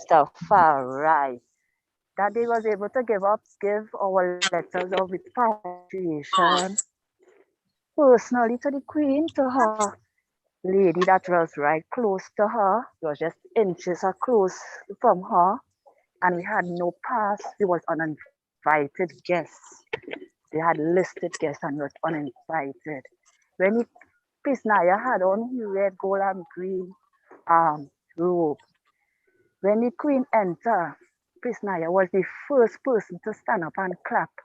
So when he stand up and clap now, he catch she attention. When the Queen look across and she see Peace Naya, it's like she see King Emmanuel. You see the spirit and she jump. I see that. Give thanks to the powers of the Trinity. Holy Emmanuel, Selassie, Rastafari, my Lord and Empress. Yes, all right, blessed. Honorable Empress Cindy, you have your hand raised. If you want to unmute yourself, you can go through.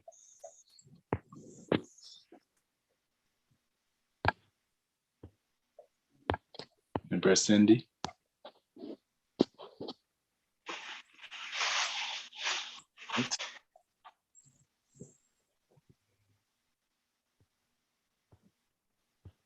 All right, floor is open. So.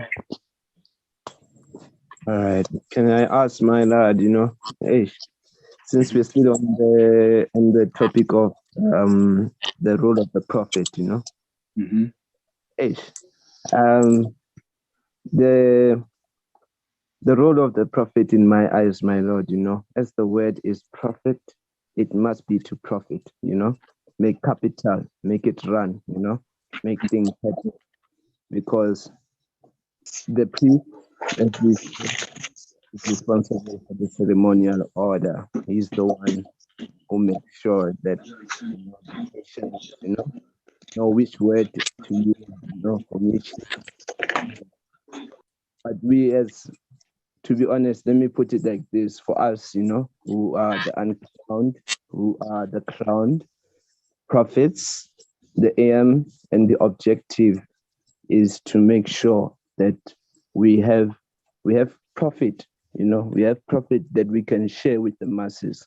The chorus says, we are one in doctrine, one in charity. So if charity begins at home, That means it's where the prophet should be, should be at home.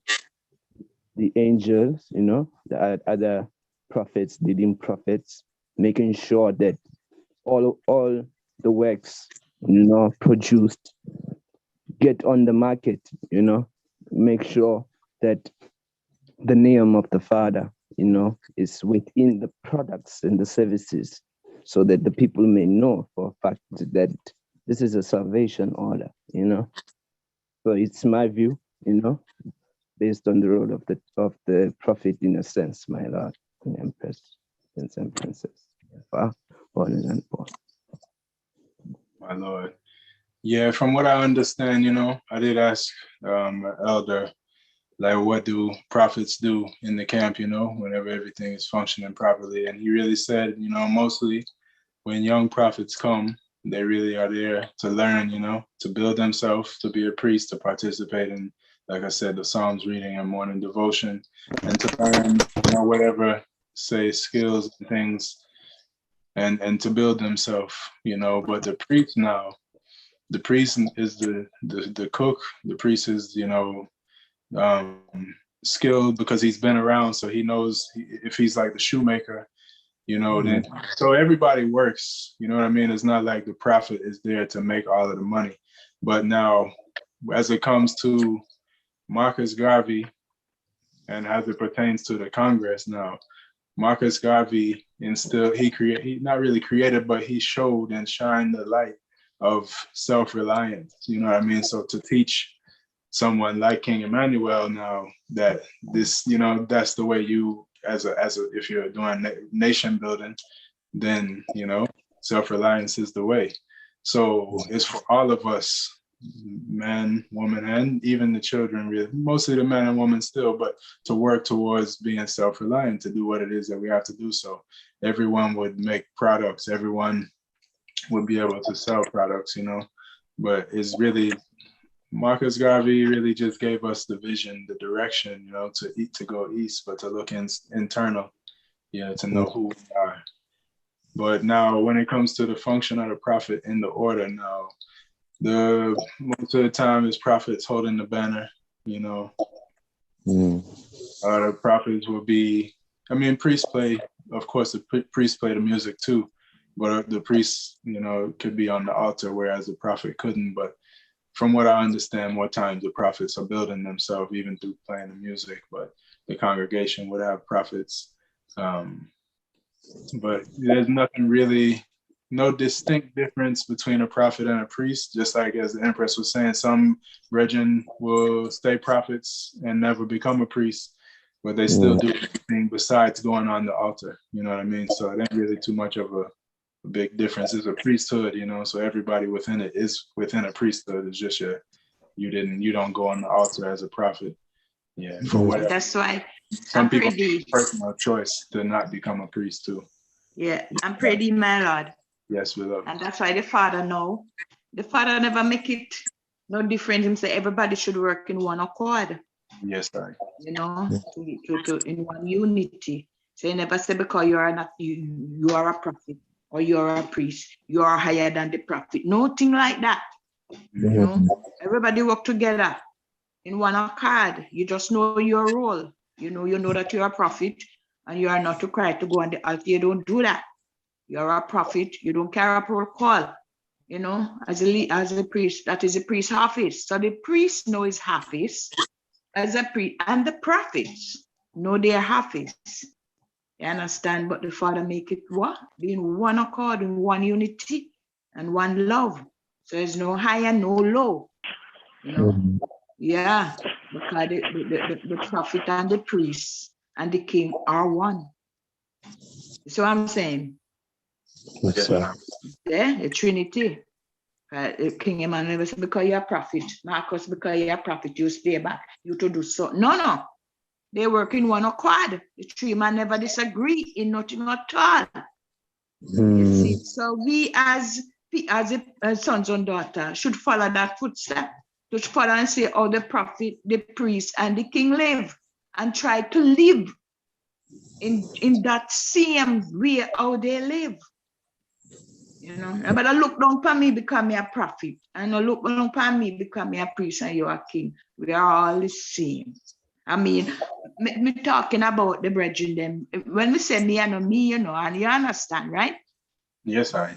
Just word speaking, eh? It's just word speaking. I'm saying the prophet and the priest and the king should all work together in one unity. And that's what my father taught us. Right? That's true.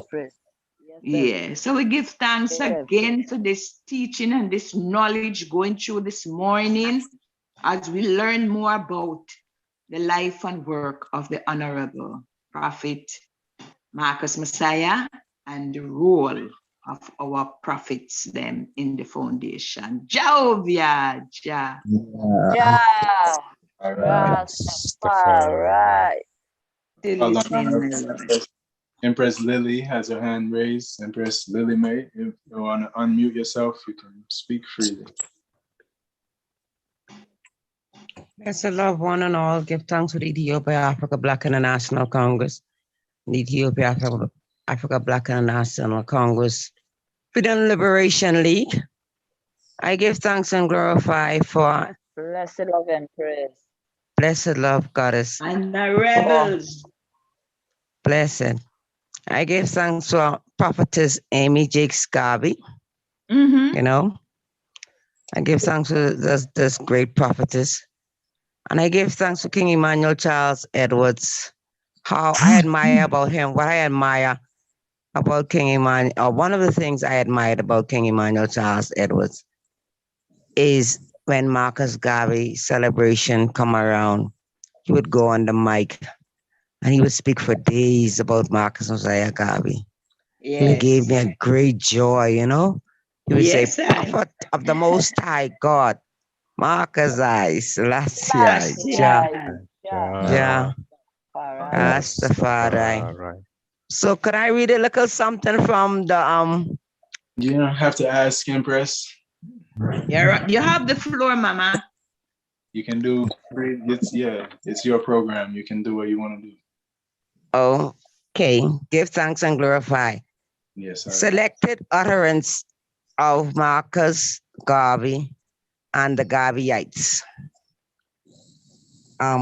This is written by Priest Dougie out of Miami. 125th anniversary edition. The little black book and brackets oversized. Okay, Amy Jakes Garvey in her utterance said, it has Pan-African heroine Amy Jakes Garvey, personal secretary and the second wife of Marcus Garvey. Quote, the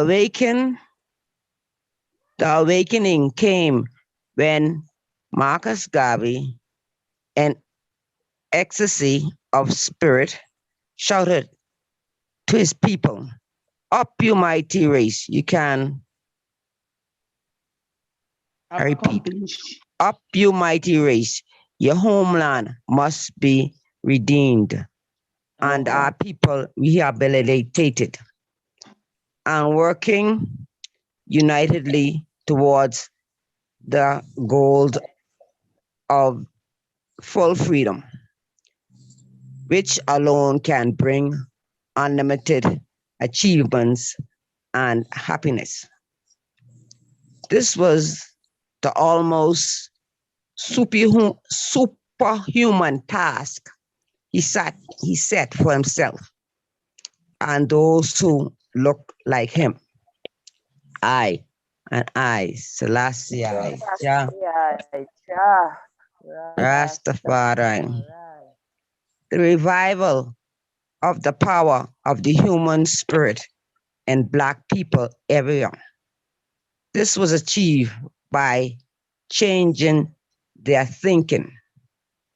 Garvey installed in them new concepts of their rightful place on earth as God's creation, of their economic potentialities for their securities and happiness, in which he pioneered industrial and commercial undertakings and paid the price for his daring. He not only created an ideology, Garveyism, but cultivated and nurtured it with the full capacity of his being to endure ridicule, abuse, imprisonment, persecution, and anguish. Most High. Selassie, Selassie, Jah, Rastafari. Yes, yeah. What you Can know? I go on, or that's enough for today? Oh no, you can go on as far as you want to. I thought you were done, but okay. Yeah. Continue.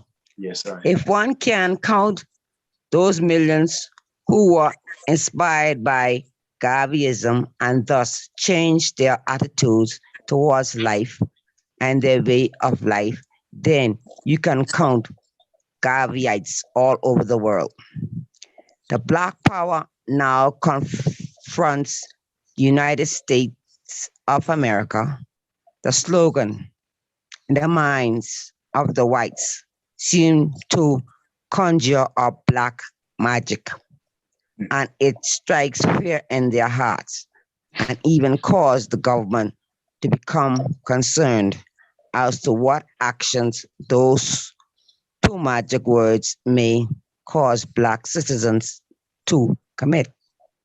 White supremacy has been the slogan for white power for centuries until the aftermath of the last two world war exploded the myth physically and politically. But white power is still very entrenched and has been so successfully propagated that it was looked upon as the normal rating of the races.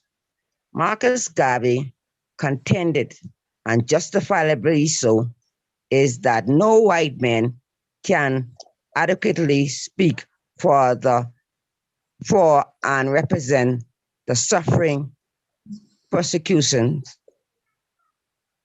frustrations, ambitions, and longings of Negroes.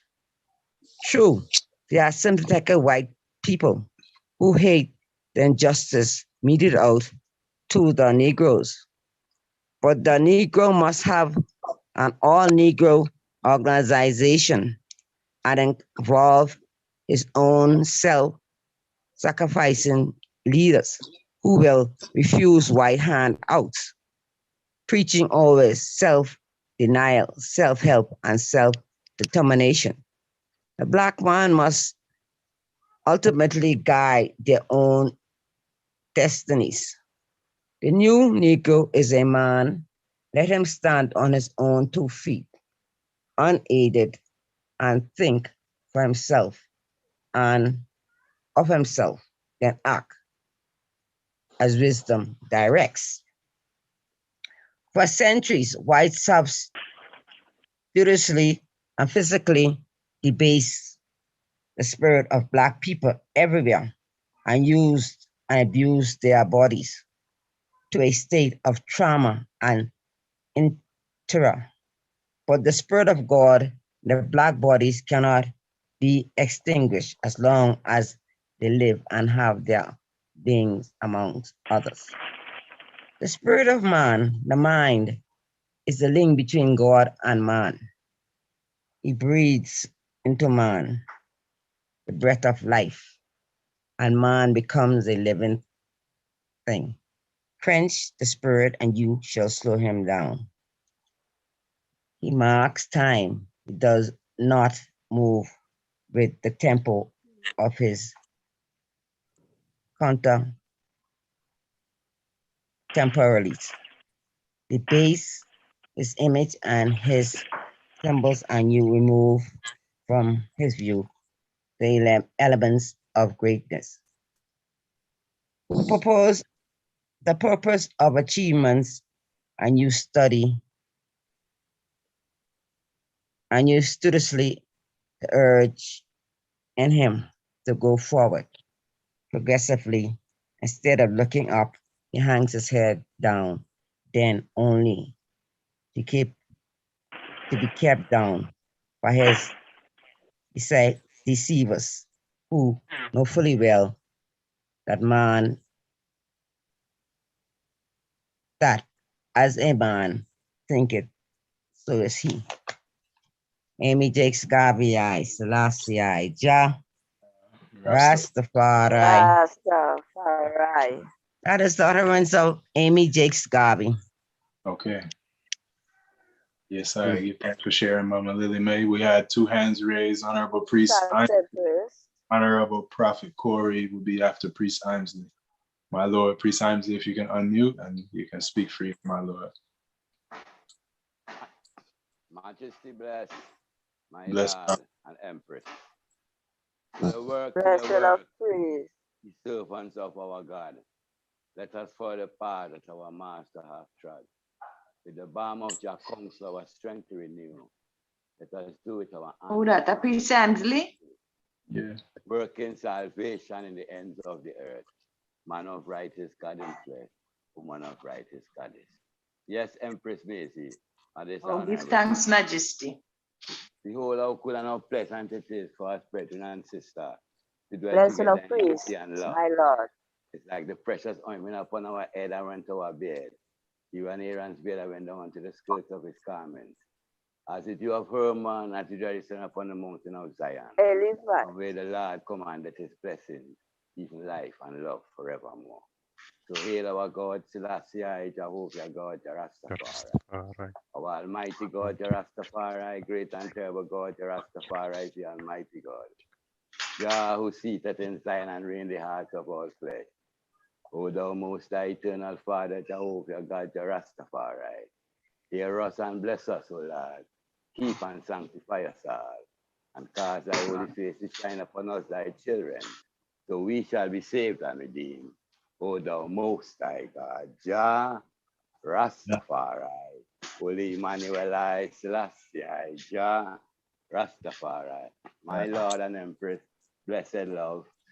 Nothing beats an idea whose time, nothing beats an idea whose time has arrived. And when we look at all the teachment of the prophet, the priest, and the king, it all points us to one thing: unity. Emperor Selassie, I say, we are a diverse group of people after the slavery come out, after we come out of slavery. We are a diverse group of people, but we all face the same problems. So you're gonna have many approaches to that same problem. So we need to listen to each other, and we will hear answers coming out of us. Because what God tell you, you could tell me, and what he tell me, I can tell you. So when I give thanks for the study group of Marcus, right now we're doing the same study on 7 o'clock tonight, same Marcus we on. And we see that Marcus come with a vision. And if you listen to the Empress of the reading, it's a thought procession, the way how we think. The man come and try to make we think in an upward way, in a right way, to see things through our own Ethiopia eyeglass and spectacles, and love ourselves as we are, as God created us. So we see what's going on in the earth right now, because knowledge busts out, information about out all over. You know, at one time, Honorable King Emmanuel show, I say, when the emperor get crowned in November 2nd, 1930, the word didn't reach them until the 11th of November. That is why he always that is why he started with the 11th and then he come forward and from the 2nd to the 11th. But because the word was so slow in coming in 1930, it didn't reach yard until the 11th of November. So we see through technology, we can speak to each other. Look at how we all over the globe, and we actually speaking to each other at the same moment. So we have to give thanks for these kind of technology. Just if they did use love, the technology would have been 10 times far ahead. but them use money and deceit and all these things. But we still working with what we have here to get what we want. So I don't need to say, the thought is in each and every one right now as we speak. We need to unify ourselves. True. How are we going to break these barriers? We have a lot of walls built up amongst us, and we have to try to tear them down. And humility is a good thing. True. When one thing I get out of King Emmanuel, you know, whenever you go in the presence of that man, and Empress Lily, as the one who been up there, Empress Maisie, you can correct me if I'm wrong. Whenever you go in the presence of that man, under 2 minutes, you can't say nothing. Because him a do all the talking. Yes, but guess what? I you him a talk about, him not talk about himself, you know. And like a me a King Emmanuel and me. I you give thanks for the honorable prophet, give thanks for the honorable Empress, Barry Cotton Clare, give thanks for the patriarch, it's true, my mighty Lord. battleaxe and weapons. True. And True, when you Baba. left out of the audience at King Emmanuel, you could run through a troop and leap over a wall. Because that's how True, my powerful Lord. you feel. You know say it? Real. And that is what we have to find. Let us start make one another feel good about ourselves.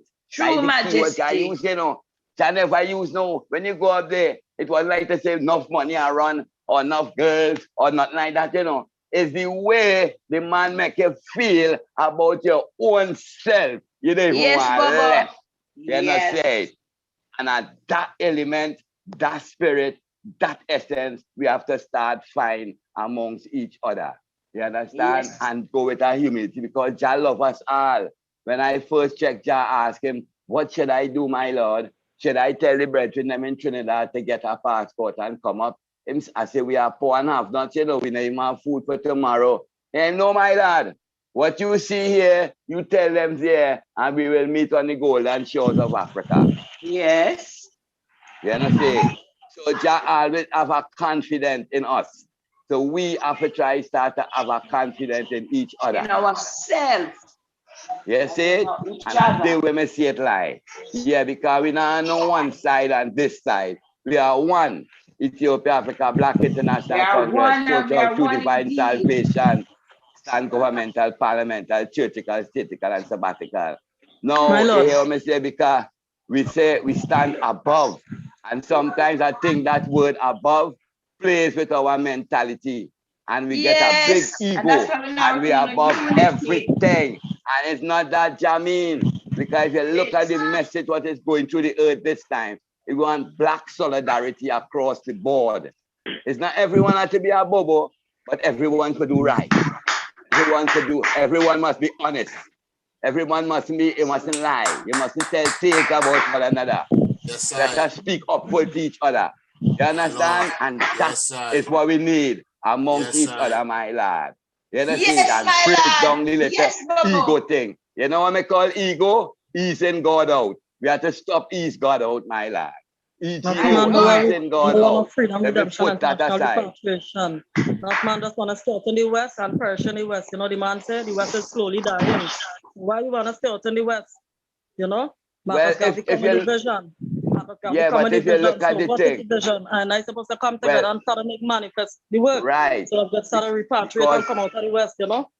Right, it's King time. No, don't figure say we holding up repatriation, you know.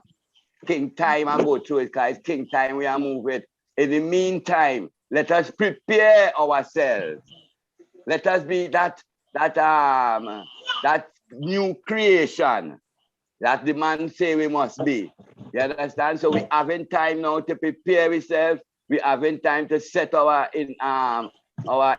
structures amongst us, our infrastructures amongst us, and set ourselves as a self-governing, self-reliant, self-empowered people. So now is the time we have to do these things because repatriation is coming. Set your house in order. So when we go home right. It's not a rush thing, you know. You know, see, it is a king time thing here. You have to be confident that this thing is going to happen. It's inevitable. When Rastaman first rise up, everybody laugh at Rasta. Say, look, that Jago legal and reparation. Yeah. And we see the thing, we say, whoa, look at it now. When you look at the meetings going on for reparation, it's man in suit and tie Not even the Rasta man, then call them and look for money.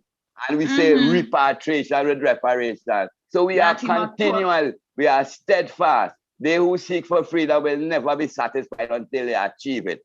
So we have to just continue on such a mighty movement. You see how that I never bow, he never look to the left or to the right. Him continue, so we must continue. And what the main thing is to reach out and form a unity amongst us all, wherever we are. And these splinter groups and all these things, we have to try, cut it out and come to a unity. Dig and paralysis, I say we have to be bigger than we ever been. We have to dig deeper than we ever dig in ourselves to come up with some creation meditation. Or we're going to bridge these gaps. Or we're going to unite with each other. It's a must. If we don't do that, Marcus say we will die in this judgment. You know, see, so we have to find a way. As I hear you reading, Honorable Prophet Marcus never really expect all black people to go Africa, you know.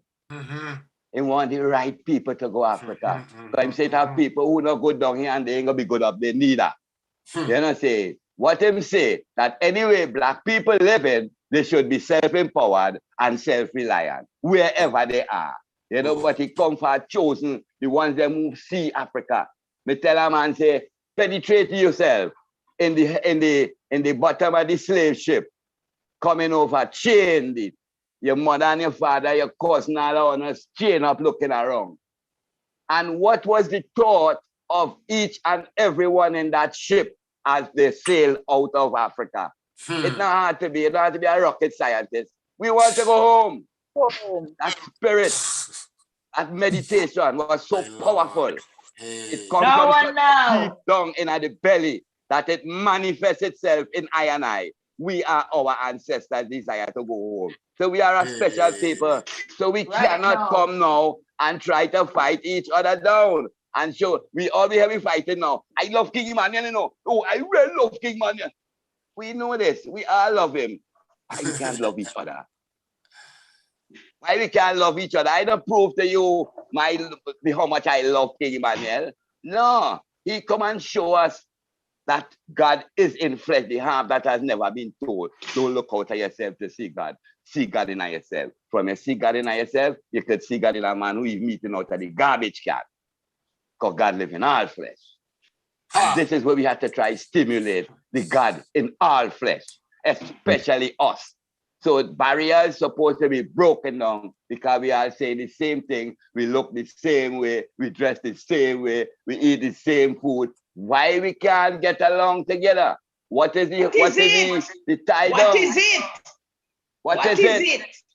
You know, say, let me dig in myself and try, you know, let me dig in myself, my lord. No, man, my lord, presently, listen to colonization and slavery. Every man ready, every man have to wear them one a crown, every man have to work for them crown, my lord. You can wear mine and me can wear yours. Every man and woman have to work towards us fulfillment. So what is the problem amongst ourselves as a people why we cannot live together?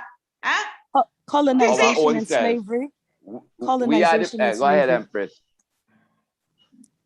Go ahead, Empress. Blessed love, Priest Imsley, my teacher.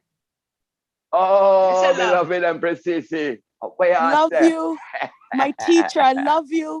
I want to tell the world, Empress. the Baba Love that divine. gave me one of the most beautiful testimonies that keeps me standing today is you. Thank you, teacher. Yes, thank you for you.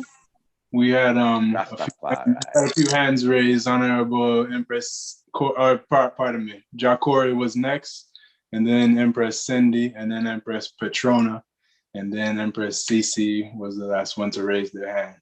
So, you know, Prophet Corey, if you want to go through, my Lord, and we'll just, you know, after Prophet Corey wrap up, then we'll go to the next hand that's raised, you know, so everybody get their turn to speak, you know.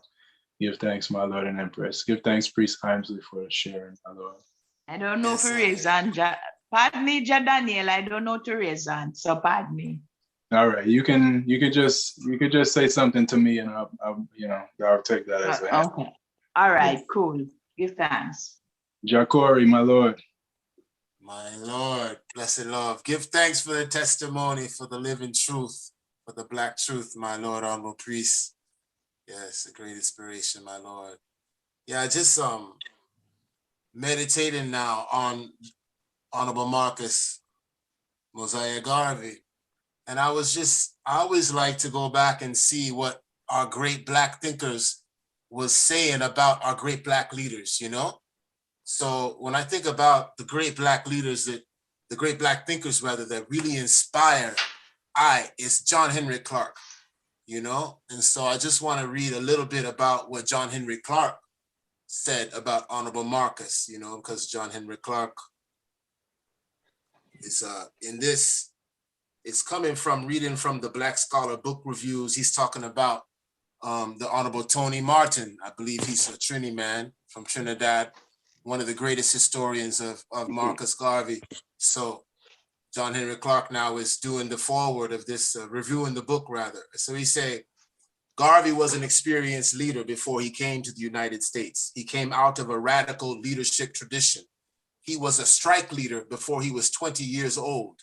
In 1910, he made his first trip abroad and concerned himself with working conditions among Caribbean laborers in Costa Rica and other parts of Central America. In 1912, he made his first trip to London. Here he saw new dimensions of Black man's struggle and was exposed to ideas that would help to formulate his life's work. His relationship with Dous Muhammad Ali, an Egyptian nationalist of Sudanese descent, helped to shape his ideas about African redemption.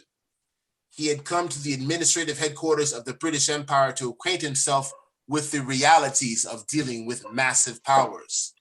A year before Marcus Garvey arrived in London, the city had been host to a World Congress on Race that was in July 1911. The literature, the attitudes, and the debates about the Congress were still prevailing when Marcus Garvey began his London years. In July 1914, he returned to Jamaica with ideas for a new organization, the Universal Negro Improvement and Conservation Association and African Communities League. This was the beginning of the big dream that he would try to make into a reality. So I really like, he really encapsulates, the inspiration and the building that the Honorable Prophet himself had to do as a man, because he was the son of a Mason. His father had a lot of books. He came out of a printing tradition. He came out of a protest tradition. He was a man who followed even Booker T. Washington. He even wrote letters and corresponded with Booker T. Washington. Booker T. Washington even sent him money. And then he came to America and he found out that Booker T. Washington had just passed away.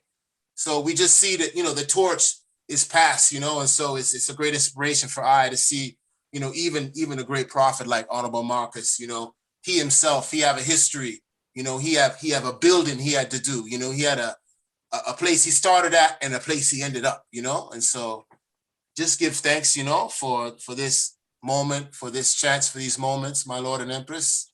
John Marcus Selassie.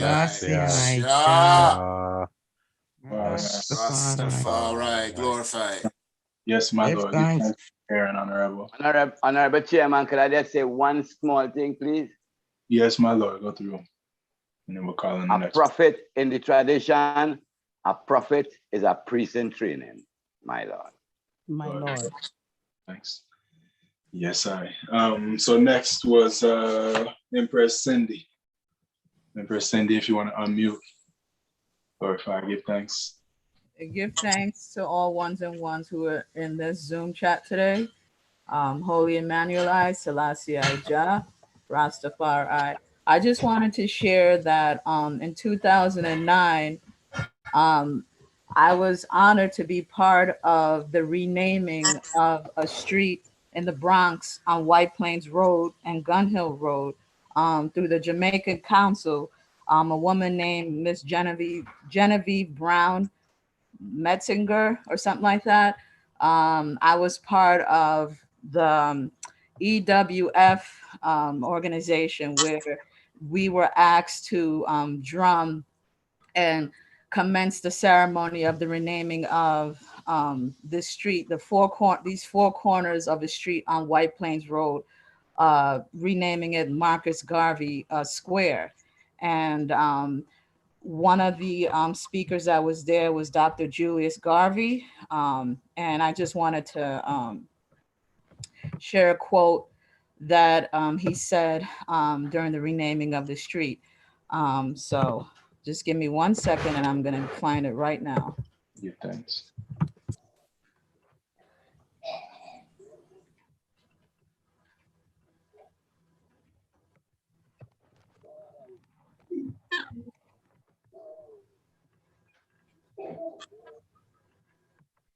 Yeah, well. So Dr. Julius Garvey, son of Marcus Garvey, described his father as a 20th century leader who dedicated his life to educating and uniting African people across the globe. And he also stated, as we advance into the 21st century, we must work together and develop and grow as one united people, he added. And I got to be introduced to Dr. Garvey, and it was just a marvelous celebration for I, and I just wanted to share that with ones and ones in this meeting today. Give thanks. Give thanks, Empress Cindy. Thank you for sharing. Powers. And it's a blessing, you know, to get to meet his son, be a part of such a ceremony, to honor, you know, the God in flesh. At this time, we'll call on Honorable Empress Patrona. If you're still in the Zoom, you're next, Empress. If you can unmute. Yeah, she's here. Empress Patrona, if you can unmute your mic.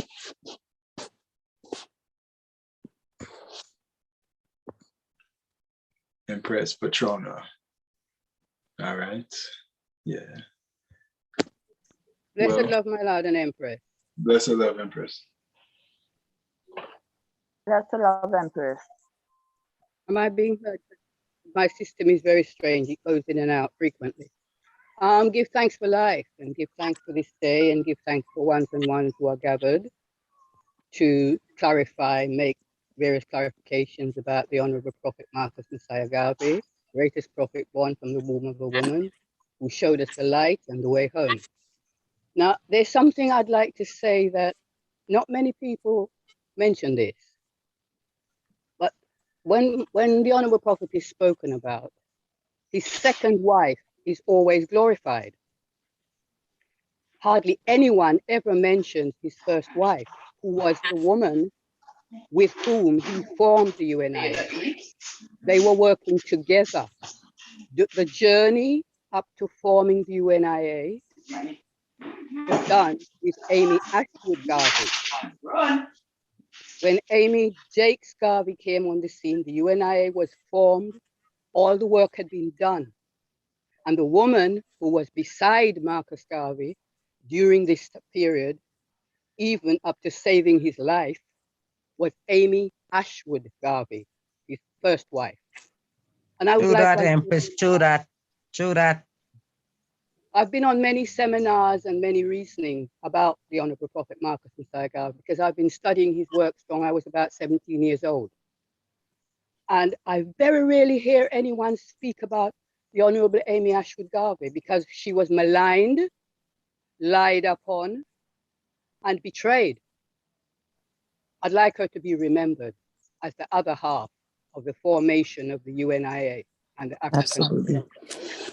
Blessed love, my Lord and Empress. Give thanks, Empress. Blessed love. Blessed love, you just did it, Empress. Glorify.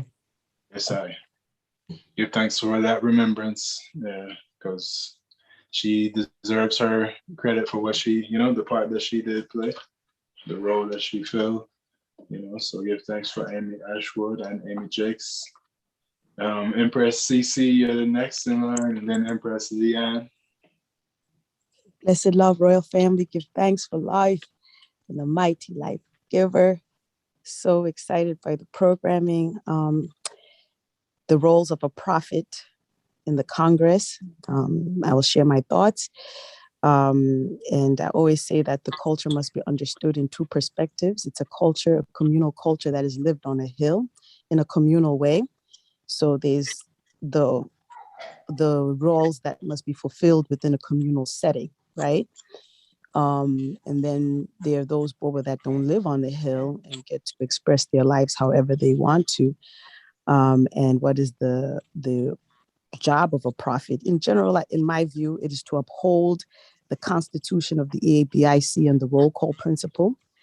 And also another interesting fact is that King Emmanuel actually did hold the banner in one of Garvey's meetings back in the day. And I believe Empress Angela has that information regarding the history of King Emmanuel and Marcus Garvey, that Prince Emmanuel actually used to be like a flag bearer in one of Garvey's meetings back in the day. So that's a very interesting historical fact that can be checked out. And then another issue that came in, the Elder Empress and Priest Himesley were talking about why we cannot live in love as Black people. Well, the reality is that colonization and slavery readjusted the African personality. So the inability for us to get along one to another is not in our personality by accident. You know, it was placed in there by white people for the benefit of them, so that the malfunctioning of Black people benefits Europeans. Okay, so it's not going to be simple to say, why don't we just get along? You have to understand the psychology of oppression, okay, and how it's maintained and how dominance is maintained. So the difficulties that we find one towards another amongst Black people are not there just because we don't know how to get along or this and that. They have been placed in our personalities through a brainwashing process, and you have to understand that, you know. And so you have to love King Emmanuel now, because King Emmanuel teaches us to undo the brainwashing, love one another. Okay. And one reason why I say Priest Himesley, I don't know if you ever shared this, and I don't know if it's okay, Priest, to share, but as a young Bobo learning of the testimonies of the elders, Priest Himesley probably has one of the most incredible testimony in Bobo Shanti history or culture, because, you know, one of his children, he lost a child to the hands of a Bobo. And one of the most hard things to hear is how Priest Himesley still ministered to this Bobo like a god. Like he used love to deal with that. And I know he still suffers till to the day, you know, because that was his child. But Priest Himesley is a living example of what it is to be a Bobo Shanti and to embody the teachings of Emmanuel, because he still stands in robe and turban, still ministers the love of the Father after losing his child to the hands of another brethren who looks just like him and was not supposed to go there. So Priest Himesley, I'll forever love you, and thank you for being a living example of what love is, to stand in the greatest pain being caused by one of your own and still love and minister. And if every Bobo would live like you and learn to forgive and learn to pardon and learn a heart of submission and learn to love, the Congress would be a better establishment and the world of African people would be better. So give thanks for my moments and love to all, and blessed love to Priest Himesley. I love you so much, you know, so much. Blessed love, Empress. Blessed love, Cece. Same way, same heartfelt, we feel your vibe. And I'm going to share this one little story with you there. A man say, what is faith? A man ask, what is your faith? And one might say, well, I'm a Rasta. Next man say, I'm a Muslim, I'm a Christian. He say, you know what is true faith? He say, when you see a baby cry, the baby have faith to know that when she cry or he cry, someone going to address what he crying for. He not just cry, he crying for a purpose, but he cry with the faith that someone would address it. So we have to have that faith within ourselves and know, say, yes, it's a tragedy, what's going on. And I bring up something already, and you know, Mr. Mandy with some raw reality. You know, dealing with human nature. You have to be aware of this. And anytime a group have a charismatic teacher and he make a step, the group grows in disarray. They go in a free fall until they could catch them back themselves. So we in a free fall right now. Because Jamaica move. But we have to catch ourselves. As what you say is true, Marcus Garvey say that. You know, they instill these things in our DNA that we can't even seem to get along. That is why I say we have to dig in ourselves deeper and be bigger than, you know, what we could ever be. You did that to make this thing right. Yes. You did that. You did that. Yes. And I wish every Bobo could understand. And I thank you for sharing. You shared that testimony with me many, many years ago about your personal life as a Bobo Shanti. It holds me today that no matter what any Bobo does to me, you know, I remember you, that you had to forgive someone who took the life of your son that you love. You understand? My first and son. you ministered to him. You understand? So when these Bobo fight here and they carry on the most honorable, it hurts me, you know, because I know what true love is. When I think of a man like yourself, you still preach, you still teach. You taught me of King Emmanuel and the love of King Emmanuel, you know. You didn't go and go in a corner and hide, because your relationship with the God was so real within yourself. And this culture would be better if a lot of these Bobo who say they know Emmanuel did live within that truth, you know, of having that internal relationship that you must have in order to have good external relationships with other people and foster love and togetherness. You know, it takes work. I think people want the easy way out. And I think it takes work. You worked on yourself, priest. When I meditate the kind of work it takes to love, it takes work, you know, and a lot of ones don't want to work on themselves. They're always pointing fingers. Hear this analogy, Empress Sisi. Hear this analogy.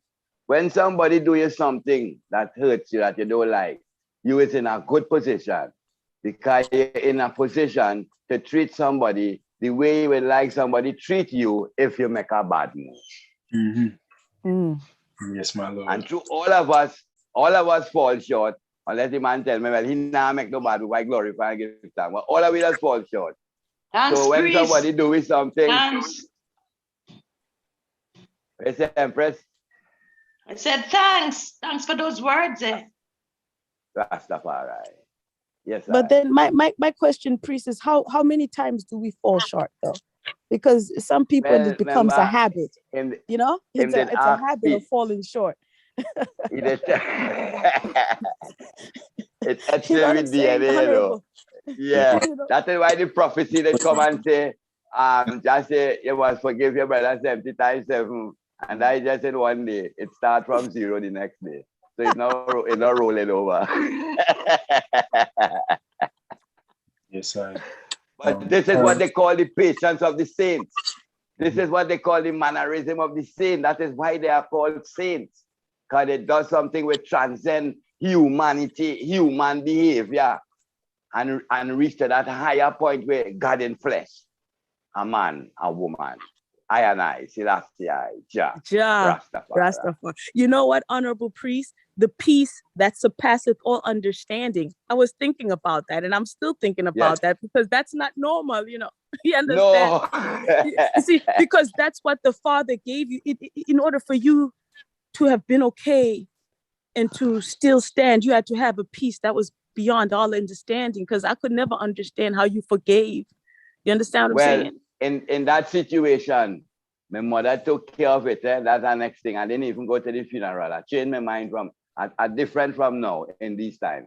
But at that moment, I was one of them strict. I never go to the funeral. But my mother used to work in South Philly, and South Philly have enough mafia, Italian mafia. So enough people, she dealing with the bank. People coming into the shelter tell her, and she developed relationship, friends. And one of the morticians who take care of the youth was an Italian, and he's mafia, and she said, just give him the word. And the brother dead. And she come home and tell me, and I say, Mom, he killed the youth, you know, but he never take the youth to kill him. But if I put out a contract now on him, he come like I worse than him, you know. Natural. And it's not going to bring Jaja back. So, make it go on.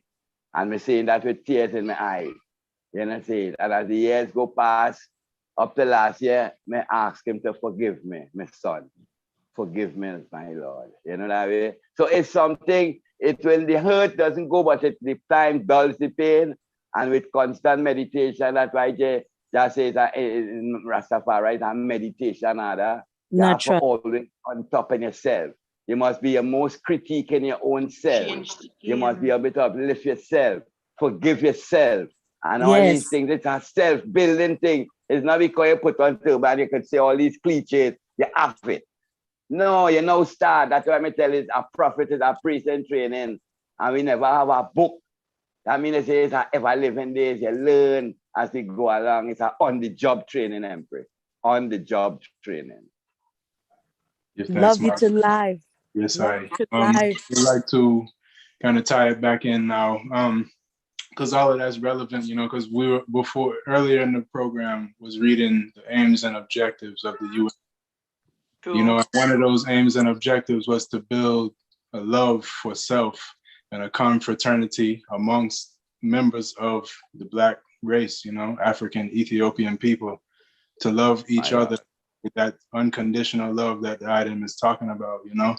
And, build ourselves, you know, and King Emmanuel now came with the order, you know, to help us to master, you know, ourselves and learn to love ourselves and love each other. But, you know, as we said earlier, King Emmanuel came to continue what Marcus Garvey started, you know, so, you know, and that's really what it's all about, is the vision of the prophet and how it influence the Congress to be what it is, you know, and not only that, but also what is a prophet, you know, like all of the prophets of old, Isaiah, Jeremiah, Elijah, Daniel, all of, like, what is a prophet? What does a prophet do? A prophet comes to tell the people about God and to tell the people about themselves and how they need to, you know, straighten themselves out and fly right.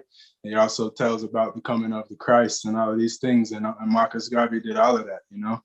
Yeah, so I won't talk too long, though. I just kind of wanted to, you know, summarize and tie it all forward, you know, to where it's understanding to continue the reasoning so it doesn't go to a different direction. Right. Prophet still, you know? So in the Black supremacy, just say the Rastaman in general is Christ's disciples and apostles. So when you put on your turban, you become a priest in training, because you come, remember, you say you make a nation of priests, you know, a holy nation, a royal nation. Marcus ever talk about nationhood. So this is where they come and forming now. When we meet him tell me, say, my Lord, you is one of the man them never come down in slavery. You put yourself there so you can come down here and bring, so you can keep the garden fresh tradition. And like we are the ones who was with him from them times who rise back up in this time. So it's a whole mannerism. We're going to make we purge out this colonialism and imperialism. You know, that's where Jack come with the Psalms 6, 12, and 6, you know, the sabbatical. So we're not even letting a week go by where we don't address ourselves and the shortcomings and give thanks for another 6 days ahead. So it's a whole, every day, it's a work, my lord. It's nothing that it just comes to, as the Empress say. It's a work. But when you work with Jah, you get a peace in yourself. It might not always go the way you want to go it. You know what I mean? But you get a peace in yourself to continue. Because to try and fail is better than fail to try. Mm-hmm. Because when you try and fail, you have two options. You know, you have an option and say, well, I did try my best, and I can move on again. I could try again. You know, because you try your best, and that's what we have to do. We can't do nothing but we best. And sometimes to try one's best doesn't mean success, but we're gonna keep on trying. You have to learn. You have to learn what doesn't work and don't keep doing the same thing over and over. Yeah, and come better the next time, you know? So, yeah. And that's when we have the unity amongst us all. Our brethren could say, well, my Lord, you know, we did try it like this. Why you don't try it like this? And we could say, well, give thanks to that word. And we look into it. And don't figure, say, one man have all the answers. No one man have all the answers, my Lord. Yes, my Lord. When I see that, yeah, I carry a bush named Chandelier from Trinidad up there, and I show him how to deal with it, pong it and drink it, and he said, priest, I didn't like this one. He never tell me, priest, I like the black rice, you know, I know all the herbs, you know, I know everything, you know. He never go on so. Ask Empress Maisie, how did we stop wear shoes in the tabernacle?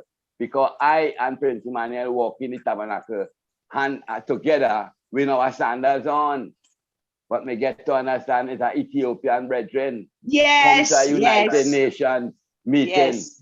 And he always heard about Prince Emmanuel. So he said anytime he come to Jamaica, he might go check that man there. So he come a United Nations meeting and the intermission, him come up and find himself and come up on the hill. And him just gave an audience, just gave some roots to drink, and then just point him to the tabernacle. Yes. Priest Courtney escort him to the tabernacle. So when they turn to the east and say the prayer, him start take off him shoes. So the priest said, no, you don't have to do that. And him say, yes, it's holy ground. Yes. And he took off him shoes and went to the tabernacle. And him stay for a while, come back out, leave a donation, and went back to his meeting. So when the brethren and them give a report to Dada, and them tell Dada, say, Dada, you want to see the man take off his shoe, although we are telling him not to take it off, and he say, yes, a holy ground. Just say, yes, a holy ground. Yes, and I saw man stop wear sandals in the tabernacle. It wasn't like I say, I know everything, man. Blur it. No, just listen to God in all flesh, my Lord. Sure. That is it. Empress Maisie, I'm not true, Empress Maisie, Empress True, Baba, true, Baba, true, Baba. Perfectly true. And that is it. We used to dress up in a socks and shoes. And I'm sat by the time white slanders. And that was it. And man said the ground at him stand and it's a holy ground, my Lord. Yeah, man, just listen to God in all flesh, my Lord. But my Lord and Empress, I have to move right now. But next week Sunday, I will come on more earlier. I didn't get the link. And I want to invite all of the items to our study group on 7 o'clock every Sunday. Right now, we're reading Marcus Garvey. We come to bridge the gap. We come to have unity. You know, see, by the hook or by the firebed crook. You know, say. So all of the items is invited, Priest Daniel. I'm going, you could link Prophet Priest 7. Get a link and you could share it to all of the brethren and sisters. And let me do this thing, my Lord, because he loves us all. Holy Emmanuel, I, Selassie, Jah, Rastafari. That a powerful man.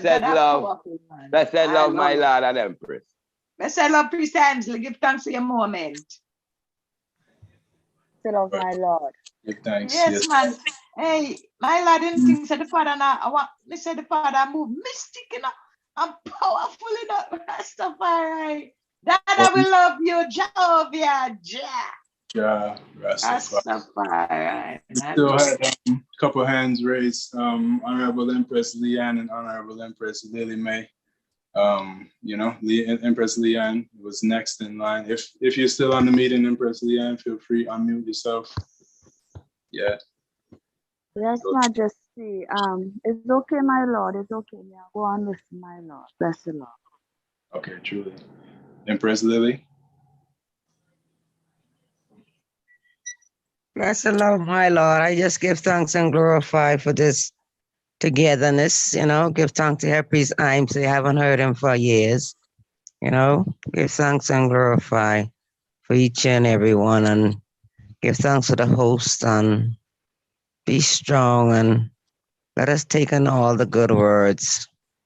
Give thanks to King Emmanuel Charles Edwards. Give thanks for Marcus and Garvey. Thanks for His Majesty, Empress Selassie and Empress Menenai, Selassie Jah Rastafari.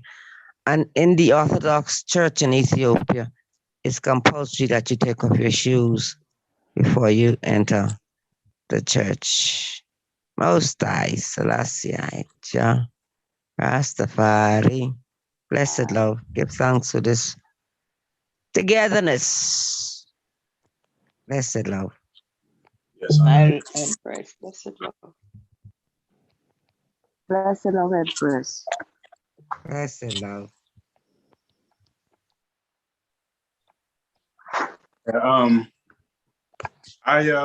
You know, honestly, I have to say this because I wish the brethren had stayed on the line to even really give clearance. But when it comes to, as he was saying, unity, you know, and make and splinter groups and all of these things that he just talked about. Here it is, we have an international study group that's free for all. You know what I mean? It's not, you know, ones and ones say it's Jah Daniel's thing or something like that, but it's really not. You know, Jah Daniel had created a platform, and Jah Daniel came up with an idea to have a study group on Zoom. True. Daniel decided to make it on YouTube so that ones and ones that maybe can't get on Zoom can still watch and get the reason in the same way. True. But Ja Daniel made a Ethiopia Africa Black International Congress study group, you know? So it's not my program. I'm just hosting it because it was my idea. And I don't need any credit for the idea like that. But I'm saying, it's like, how could he say that he's promoting unity and solidarity, but then tell everybody about another international, or if it's the way it was presented to me, that it's a Trinidad study group, but he just put out an international call to that study group, you know? Really, like I don't understand, why don't y'all just call into this? So anyway, I won't stay on that, but that was kind of contradictory, really, to what Bruce was. Everything else he said made perfect sense. That didn't. Yeah, and I would love for him to if he could come back in and really clarify what's the purpose of having two study groups if we're talking about unity and, working together, if we're not against each other and we're not competing with one another. You know what I mean? So anyway, yeah, the floor is open. Yeah, the topic is, the prophet, Honorable Prophet Marcus Garvey, and really the prophet within the order of the Ethiopia Africa Black International Congress, the Bobo Shanti order, as set by King Emmanuel Charles Edwards, who said that he come to finish what Marcus Garvey started, Yeah. So at this time, the floor is open. Honorable Empress Patrona, are you still on the line? I think I saw her hand raised, but no, she's not on again.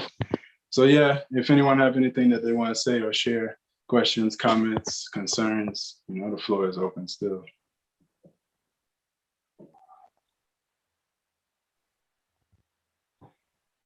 And if not, then we'll just go ahead and close up. You know what I mean? I think a lot was said. A lot of points was addressed. We understand that the prophet gave us the vision, and that vision is Africa. And Black self-awareness, self-reliance, self-love. All right. So yeah, if there's any priests, is there any priests on the line at the moment? Priest Kasha, Priest Jermaine, are you able to block a prayer, to close up the program, my Lord? Priest Kareem, one of the items. Priest Kareem, Priest Jermaine. Holy Emmanuel, last year. Yeah.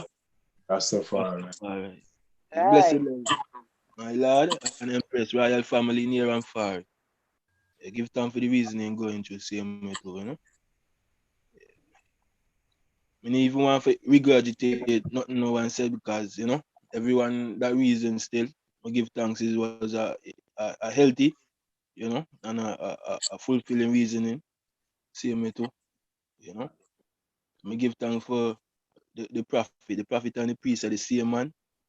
No difference. One minister upon the altar and one don't, So I give thanks. And give thanks for the prophetess same way too. Man of right is God in flesh, and woman of right is God is in flesh. Aye? And So that's aye. Ja. Rastafari. Yes, my Lord and Empress, blessed love. Yes, Honorable Ja Daniel, you ready for close up, you say? Truly, my Lord, unless anyone had anything they wanted to say. I think yeah, something, Empress? Up your mighty race, you can accomplish what you will. Sorry, reach for the stars of equality and justice. One God, one aim, one destiny. Marcus, I. Selassie, Ja. Rastafari.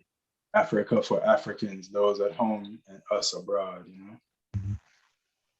Unite our perish. My Lord. Marcus, I. Selassie, Ja. Rastafari. Yes, Honorable. Go through, priest. Yes, Majesty. Honorable, my Lord. Sorry about the mic, that's my Lord. All right. I give thanks for unity action.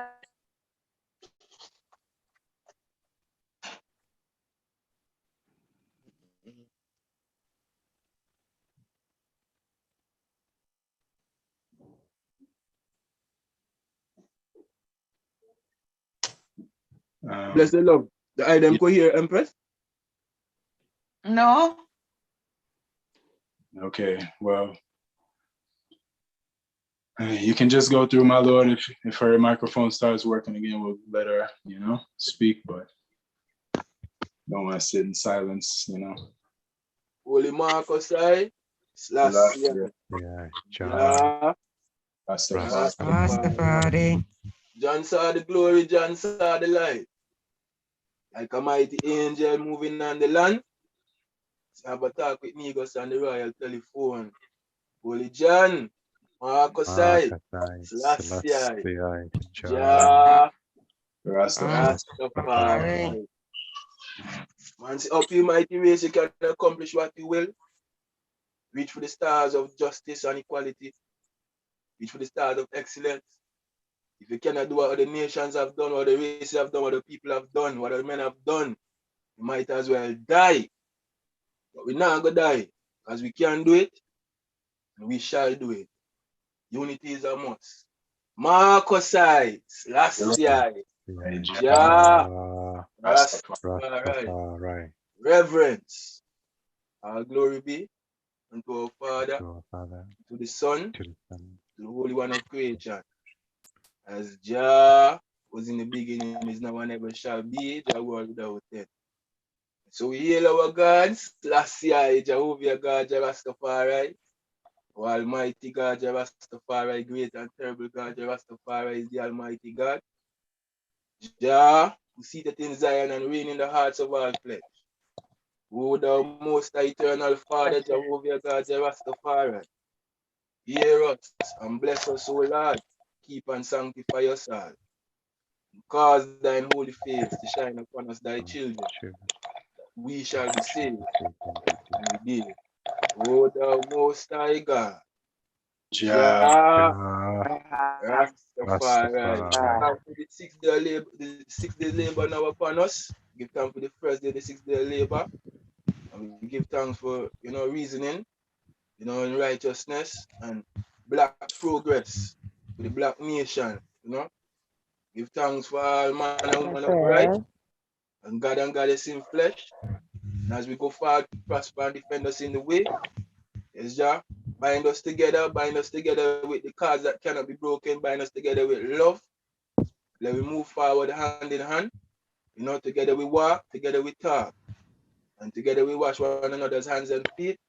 Some people say we have no need, but we are doing the Lord's work.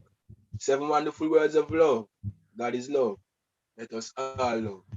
Holy Marcus I, Selassie, Jah, Rastafari. Jah, The Lord and Empress. Rastafari. Prince and Princess. Blessed love. Yes, my Lord and Empress. Give thanks to the moment again. Hope you could really get the unity together, my Lord and Empress. And now come forward, give thanks for loving us. Yes, sorry. Give thanks for everyone. Rastafari. One love. One love.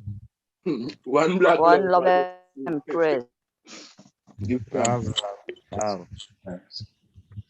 Black Yes, give thanks for everyone on the Zoom. Give thanks for everyone on the YouTube watching.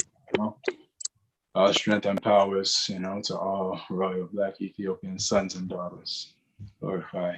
This is the African Liberation Network, and I am Honorable Prophet Daniel, again, for the International Study Group. Blessed love, my Lord and Empress. Oh, Lordy love. I said, oh, Lordy love. Jah Rastafari. Oh, Lordy love. And we love Him. We love Him. Peace and love. Peace and love. Love, love, love, love, love. Love, Black supremacy love. International love.